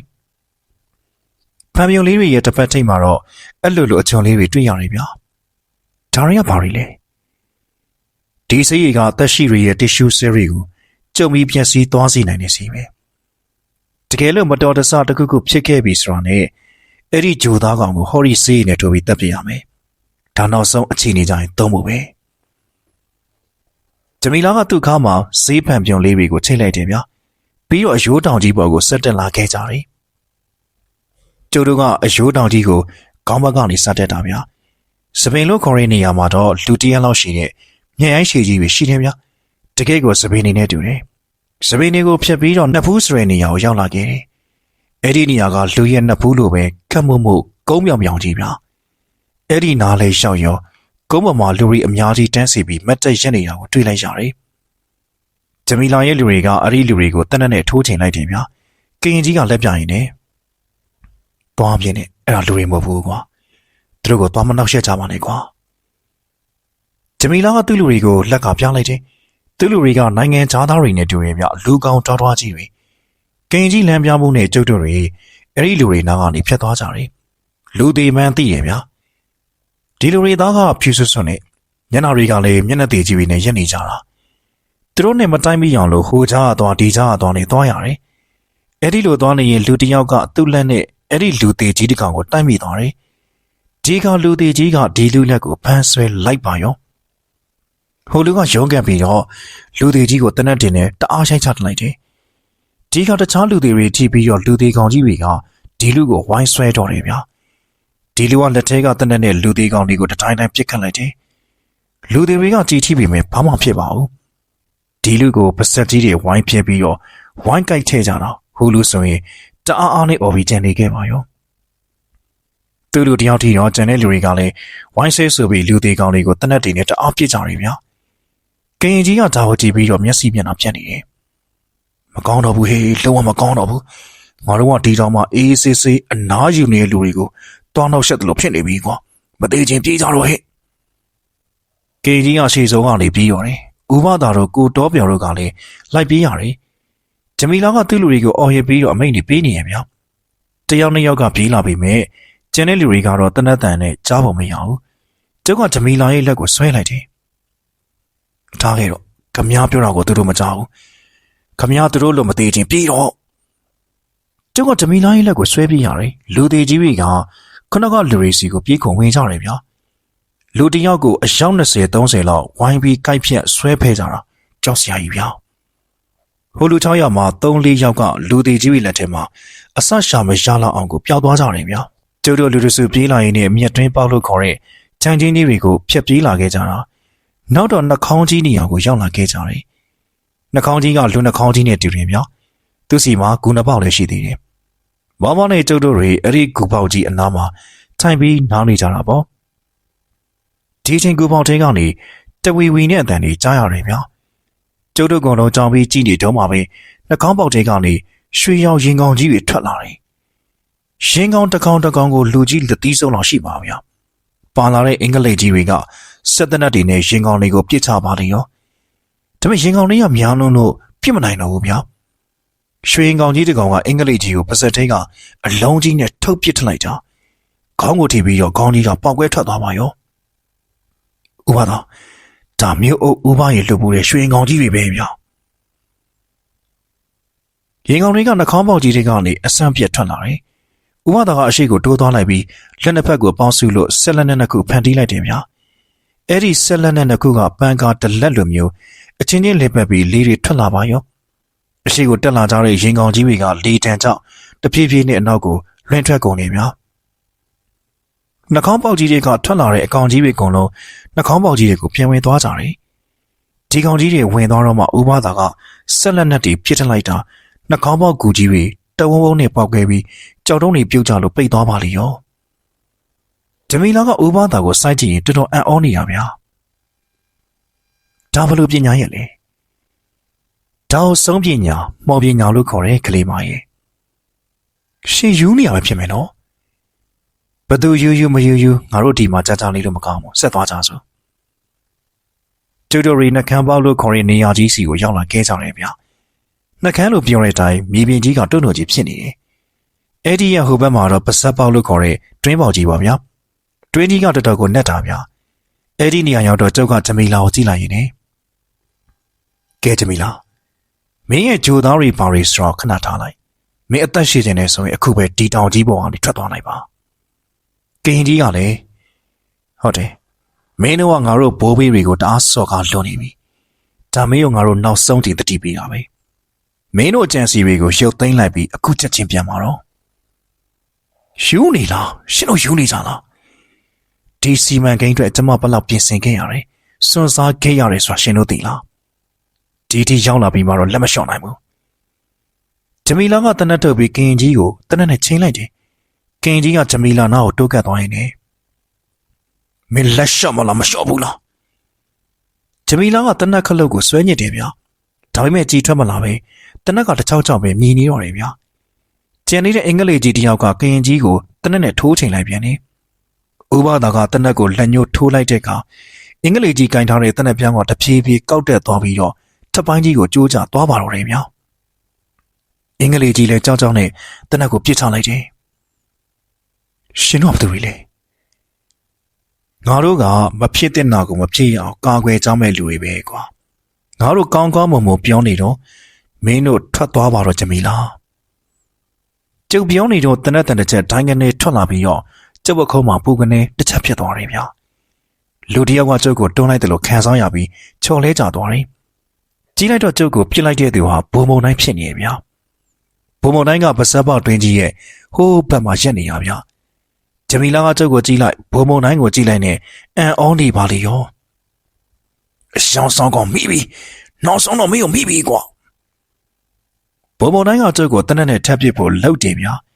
ကိုတော့ပြောကဒုက္ခ6လုံးပြူကိုဆွဲထုတ်ပြီးဘုံဘုံတိုင်းရဲ့တနက်ကင်ထားတဲ့လက်ကိုပြစ်ချထလိုက်တာတနက်အားကဘလောက်ပြင်းတယ်လဲဆိုရင်ဘုံဘုံတိုင်းရဲ့လက်ဖြန့်ကိုတီးပြီးတော့လက်ပါပြတ်ထွက်သွားတယ်ဗျာဘုံဘုံတိုင်းကအားကနေအော်ရင်သွေးယူသွေးတန်းနဲ့အရှိကိုပြေးလာတယ်အဲ့ဒီလိုပြေးလာရင်လည်းတွင်းကြီးတဲ့ကိုခြေချော်ပြီးတော့ကျသွားပါလေရောရှင်တို့ဘသူတွေလဲဘာဖြစ်လို့ဒီလိုလှုပ်ရလဲပြန်ပြောဖို့ကတော့တော်တော်လေးခက်တယ်ကွာပြောနေတော့မှပဲတွင်းကြီးတဲ့ကနေအတန်ကြီးတန်ထွက်လာတယ်ဗျာလူတယောက်အော်လိုက်တယ်လို့အတန်ကြီးဗျာဒါပေမဲ့တွင်းတဲ့ထဲကတက်လာတာဆိုတော့လော့စပီကာ10လုံးလောက်နဲ့တပြိုင်နက်အော်လိုက်တယ်လို့မျိုးဟိန်ပြီးထွက်လာတာဗျာကျုပ်တို့ဖြစ်နားတွေကိုပိတ်ထားရတယ်ကျုပ်လက်တစ်ဖက်ကလည်းကြီးစံထိထားလို့သွေးတွေကျနေပြီးတန်တန်ကြီးဖြစ်နေရဲ့ဗျာ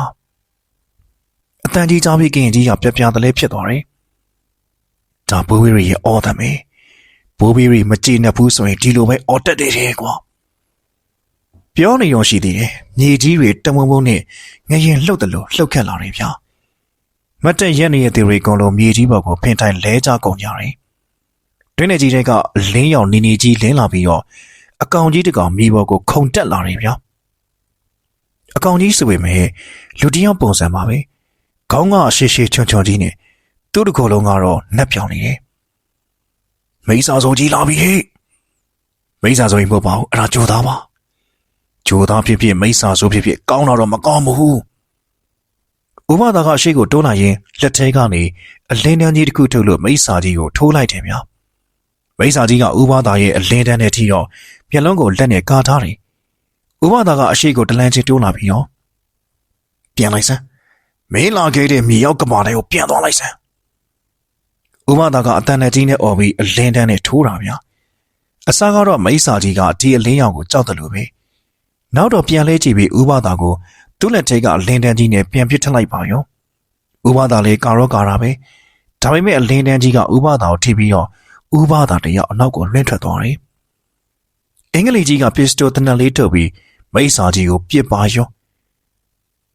မိစ္ဆာကြီးကိုကြည်စံတွေကမှန်ပေမဲ့ဘာမှကိုမဖြစ်ဘူးပြုံးမိစ္ဆာကြီးကအင်္ဂလိပ်ကြီးစီကိုလက်လန်းလိုက်တာလက်ကြီးကအရှည်ကြီးဖြစ်ပြီးဆန့်ထွက်သွားတယ်ဗျာအဲ့ဒီလက်နဲ့အင်္ဂလိပ်ကြီးရဲ့နဖူးကိုကန်တက်လိုက်တာအင်္ဂလိပ်ကြီးကအကျော်ဆွဲတယ်လို့ဆန့်ငယ်ဖြစ်နေတယ်ခဏကြာတော့မြေပေါ်ကိုလဲကျသွားတယ်ဂျမီလာကတခုခုអော်ပြီးအင်္ဂလိပ်ကြီးနာကိုပြေးဝင်သွားတယ်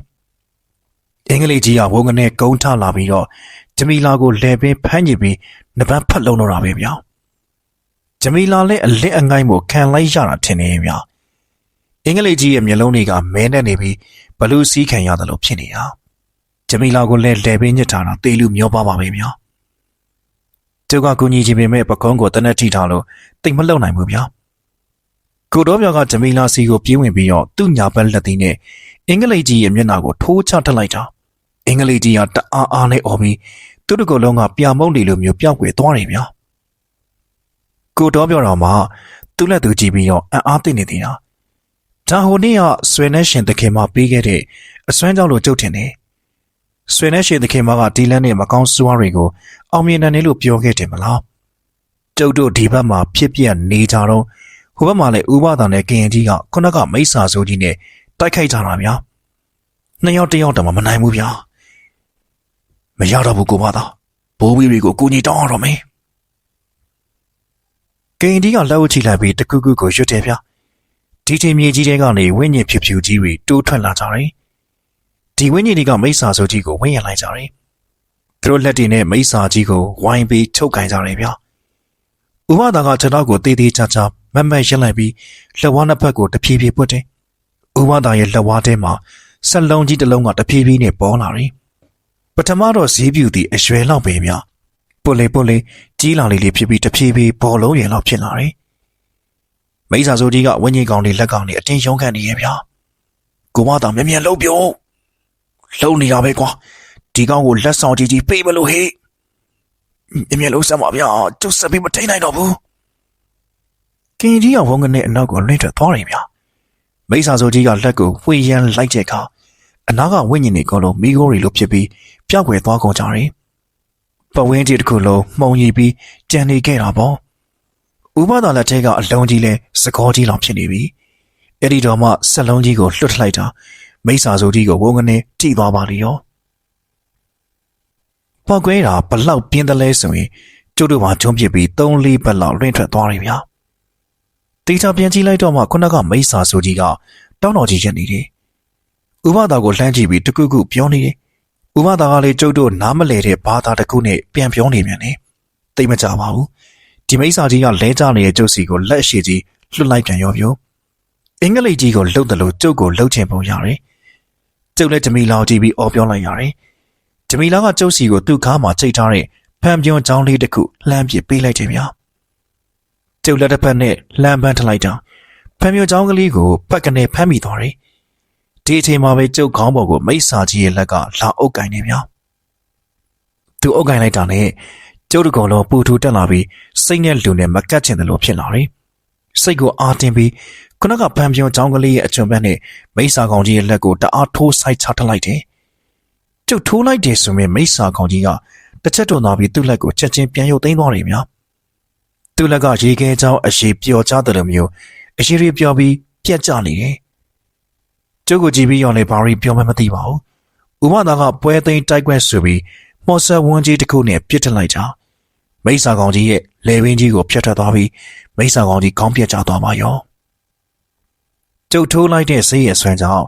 ဒီကောင်ကြီးတစ်ကောင်လုံးအရှိပြောချပြီးမြေပေါ်မှာအိုင်တွန်းပြီးကြံနေခဲ့ပါရောဗျာအားလုံးပြီးသွားပြီပေါ့ဒီအချိန်စီထုတန်မောင်တီးတန်တွေနဲ့လူတွေအော်ရပြီးတော့ပြေးလာတဲ့အတန်ကြီးကြားလိုက်ရတယ်တေချာကြည့်လိုက်တော့မှအယိုးတောင်ကြီးစီကိုတရိပ်ရိပ်နဲ့ခြိတက်လာကြတဲ့ရွာသားတွေကိုတွေ့လိုက်ရတယ်ဗျာဟာစကော်ကြီးတွေအားလုံးတောင်ကမ်းပြီးဆိုတာတည်သွားကြပုံရတယ်ဘာလဲဗျာတောင်ကမ်းနေဆိုတာတောင်ကမ်းနေဆိုတာတောင်ပေါ်မှာစီးဖောက်မိပြီလို့အတိတ်ပဲရတာပေါ့ကွာကင်ကြီးကကိုတော်ပြောက်ကိုကြည့်ပြီးတော့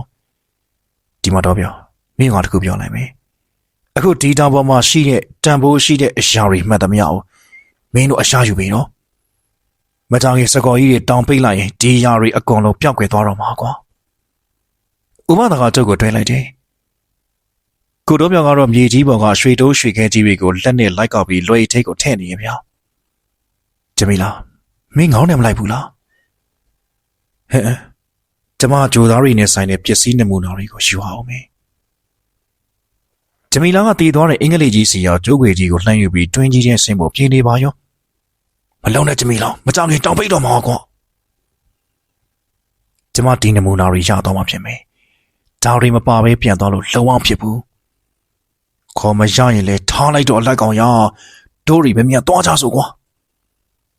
ကိုတော့ပြောင်လဲလွေးတလုံးပြေးတာနဲ့ကျုပ်တို့နောက်ကိုခတ်တုတ်တုတ်လိုက်လာပါတော့တယ်တောင်ကြီးမှာစကော်ကြီးတွေကရွာလိုက်လူစုပြီးပက်လေဝိုင်းထားကြတယ်ကင်ကြီးကနေကျုပ်တို့ဒီတော်မှာပြဿနာတွေဖြစ်နေရဆိုတော့စကော်ကြီးတို့ဘယ်လိုသိတယ်လဲညအုပ်ပိုင်းလောက်မှာတူပိုးဘေးတွေကရွာရဲကိုဝင်လာတယ်ကွာ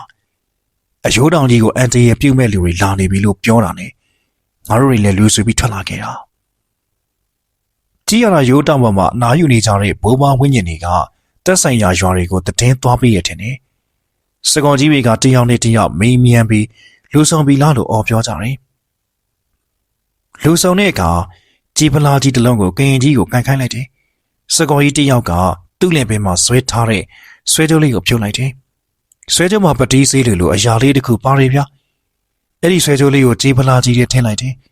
ကျန်တဲ့စကော်ကြီးတွေလည်းဘိုးဘွားစင်ဆက်လက်ဆင့်ကင်းလာတဲ့ပစ္စည်းတွေကိုထည့်ကြတယ်ဗျပစ္စည်းတွေကတော့အစုံပါပဲအဲ့ဒါတွေအားလုံးစုံတဲ့အခါကျတော့လူတယောက်လွတ်ပြီးကြီးပလာကြီးကိုအယိုးတောင်ရဲ့ပါဇက်ပေါက်ကြီးတွေကိုပြစ်ချခိုင်းလိုက်တယ်ဗျပြစ်ချတဲ့လူကလည်းအမြန်ပြေးဆင်းလာတယ်မကြပါဘူးတောင်ကြီးတစ်ခုလုံးဝုန်းကနေအတန်ကြီးတွေမြည်ထွက်လာပြီးမြေကြီးတွေလည်းအကွဲကုန်နေဗျတောင်ကြီးမှာဆွေဝင်းနေကြတဲ့ရွာသားတွေတောင်မှအနောက်ကိုဆုတ်ပေးကြရတယ်ခုနကမြေပေါ်မှာမိုးမောက်တည်ရှိနေတဲ့အယိုးတောင်ကြီးကအခုတော့တဖြည်းဖြည်းမြေရောက်ကိုနှိမ့်ဆင်းဝင်ကျသွားပါပြီ။ကျင်းကြီးရဲ့ဆင်းသွားတဲ့ဂျမီလာတယောက်တော့ဒီတိုင်းဆိုရင်အသက်ရှင်နိုင်မှာမဟုတ်ဘူးဗျာ။အယိုးတောင်ကြီးကတော်တော်နှက်ဆိုင်နဲ့ကျင်းကြီးတစ်ခုဖြစ်သွားပါတော့တယ်။ကျင်းကြီးဖြစ်ပြီးမကြခင်မှာပဲမြေရောက်ကနေရေတွေပန်းထွက်လာပါလေရော။ပိုက်ကြီးတွေကနေရေလွှတ်လိုက်တယ်လို့မျိုးရေတွေအလုံးနဲ့အရှင်းနဲ့ကိုထွက်လာတာ။အယိုးတောင်ကျင်းကြီးအောက်ကနေလည်းဖြည်းဖြည်းဝင်းကျင်ကြီးထွက်လာပြီးကောင်းကင်ဘက်ကိုတဖြည်းဖြည်းနဲ့ပြန်တက်သွားကြတယ်။ချက်ချင်းပဲကောင်းကင်ဘက်မှာတိမ်မဲတွေအုံလာပြီးမိုးတွေအတကုံရွာချပါလေရော။မိုးရေတွေကြောင့်ရောမြေအောက်ကထွက်လာတဲ့ရေတွေကြောင့်မှခုနကဖြစ်နေတဲ့ကျင်းကြီးဟာရေအိုင်ကြီးတအိုင်အေးရေပြင်ကြီးတစ်ခုဖြစ်ပြောင်းလဲသွားပါတော့တယ်ဗျာ။တောင်ပိတ်တယ်ဆိုတာလက်ဆက်သက်တော့ဒီလိုကိုကွာ။ဒါဆိုဦးကြီးရင်တို့သိရင်ဘယ်လိုလုပ်ကြမလဲ။ဟုတ်ကွာ။နောက်ထပ်အယိုးတောင်တစ်ခုထပ်ရှာကြတာပေါ့မကြခင်မနဲ့လင်းလာတော့တယ်ညအုပ်ပိုင်းကတွေးခဲ့တဲ့အယိုးတောင်ကြီးဟာအခုတော့ရေကန်ကြီးဖြစ်လို့နေပါပေါ့လားပကုံးမှာရထားတဲ့တနက်တန်ရာကလည်းတစ်စစ်စစ်နဲ့နာကျင်နေတယ်ဗျာအဖြစ်ပြက်တွေအားလုံးပြီးတဲ့အခါမှာပဲကျုပ်စိတ်ကိုတုံတုံချလိုက်ရတော့တယ်ချက်ချင်းပဲလူကပျောက်ခွေကြသွားလို့အနာကလူတွေကလှမ်းဖက်လိုက်ကြရတယ်ဗျာကျုပ်ပြန်တတိယတော့မျက်နှာကျတစ်ခုကိုမြင်ရတယ်အလက်ကမင်းတတိယလာပြီလားဥပဒါတပင်းနေရလေမြို့တစ်ခုကစေယုံပါကွာမင်းတန်ရာကပြင်းလို့စေယုံတင်ထားတာကျုပ်ကုန်းထားလိုက်တော့လက်မောင်းတစ်ဖက်ကတဆစ်စစ်နဲ့နားနေရဗျာဒါနဲ့ဥပဒါဟိုမိတ်ဆာကောင်ကြီးနဲ့ဥပဒါနဲ့ဘာပြောနေစားလဲဘာမှတော့မဟုတ်ပါဘူးကွာ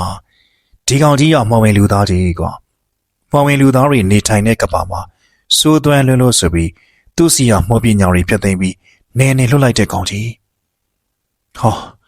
မော်ပညာတွေဖျက်ထားလို့သာပဲဗျာမဖျက်ထားရင်ပိုပြီးဆိုးမှာနော်မင်းကမော်ဝင်မော်ရှင်တွေကြောင်းပြောပြဖို့တွေမဟုတ်ဘူးလားလက်ကောင်ရဒီချိန်ကိုတော်မြောက်ကတိုင်းတစ်ခုဆွဲပြီးစိတ်ုံနဲ့ပြေးဝင်လာတယ်ကိုတော်မြောက်ကိုမြင်တော့မှကျုပ်လည်းရွှေတုံးနေကြောင်းကိုတတိယသွားတော့တယ်ကိုတော်မြောက်ဟိုရွှေတုံးနေရောရင်ငါဖြင့်ပြောကုန်ပြောချင်တော့ပါဘူးလက်ကောင်ရပြောစမ်းပါဗျာကျုပ်ကသိချင်လို့အဲ့ဒါတွေကရွှေရောင်ထွက်နေပေမဲ့ရွှေမဟုတ်ဘူးပဲကွာမှတ်ကြောက်တင်လိုက်တာနဲ့တန်းပေါ်လာတာပဲတခြားတက်ထုတစ်မျိုးပဲကွာငါဖြင့်ရွှေဆိုင်မှာရှက်ဖို့ကောင်းလိုက်တာပြောမနေပါနဲ့ကွာသူတို့ကရွှေတူလာရောက်ပါတယ်ဆိုပြီးရဲခေါ်ဖို့လုံနေရနဲ့မနေတောင်းမှပြီးပြန်လာခဲ့ရတယ်ကွာအဲ့ဒါကြောင့်ဟိုစကပုံရှိတာပေါ့ကွာဝါဝါမြင်တိုင်းရွှေစစ်လို့မထင်လိုက်ပါနဲ့ဆိုတာလေဟုတ်ပါဗျာကင်ကြီးတို့ကရွှေစစ်မစစ်မစမ်းတတ်ဘူးတော့တောင်ရွှေလိုပဲထင်နေပုံရတယ်ကိုတော်ပြောတာနားထောင်ပြီးကျုပ်လည်းတက်ပြင်းတစ်ချက်ချလိုက်ရတော့တယ်ကျုပ်တို့တော့ဒီတစ်သက်ချမ်းသာဖို့ကံမပါဘူးထင်ပါတယ်ဥပဒါရ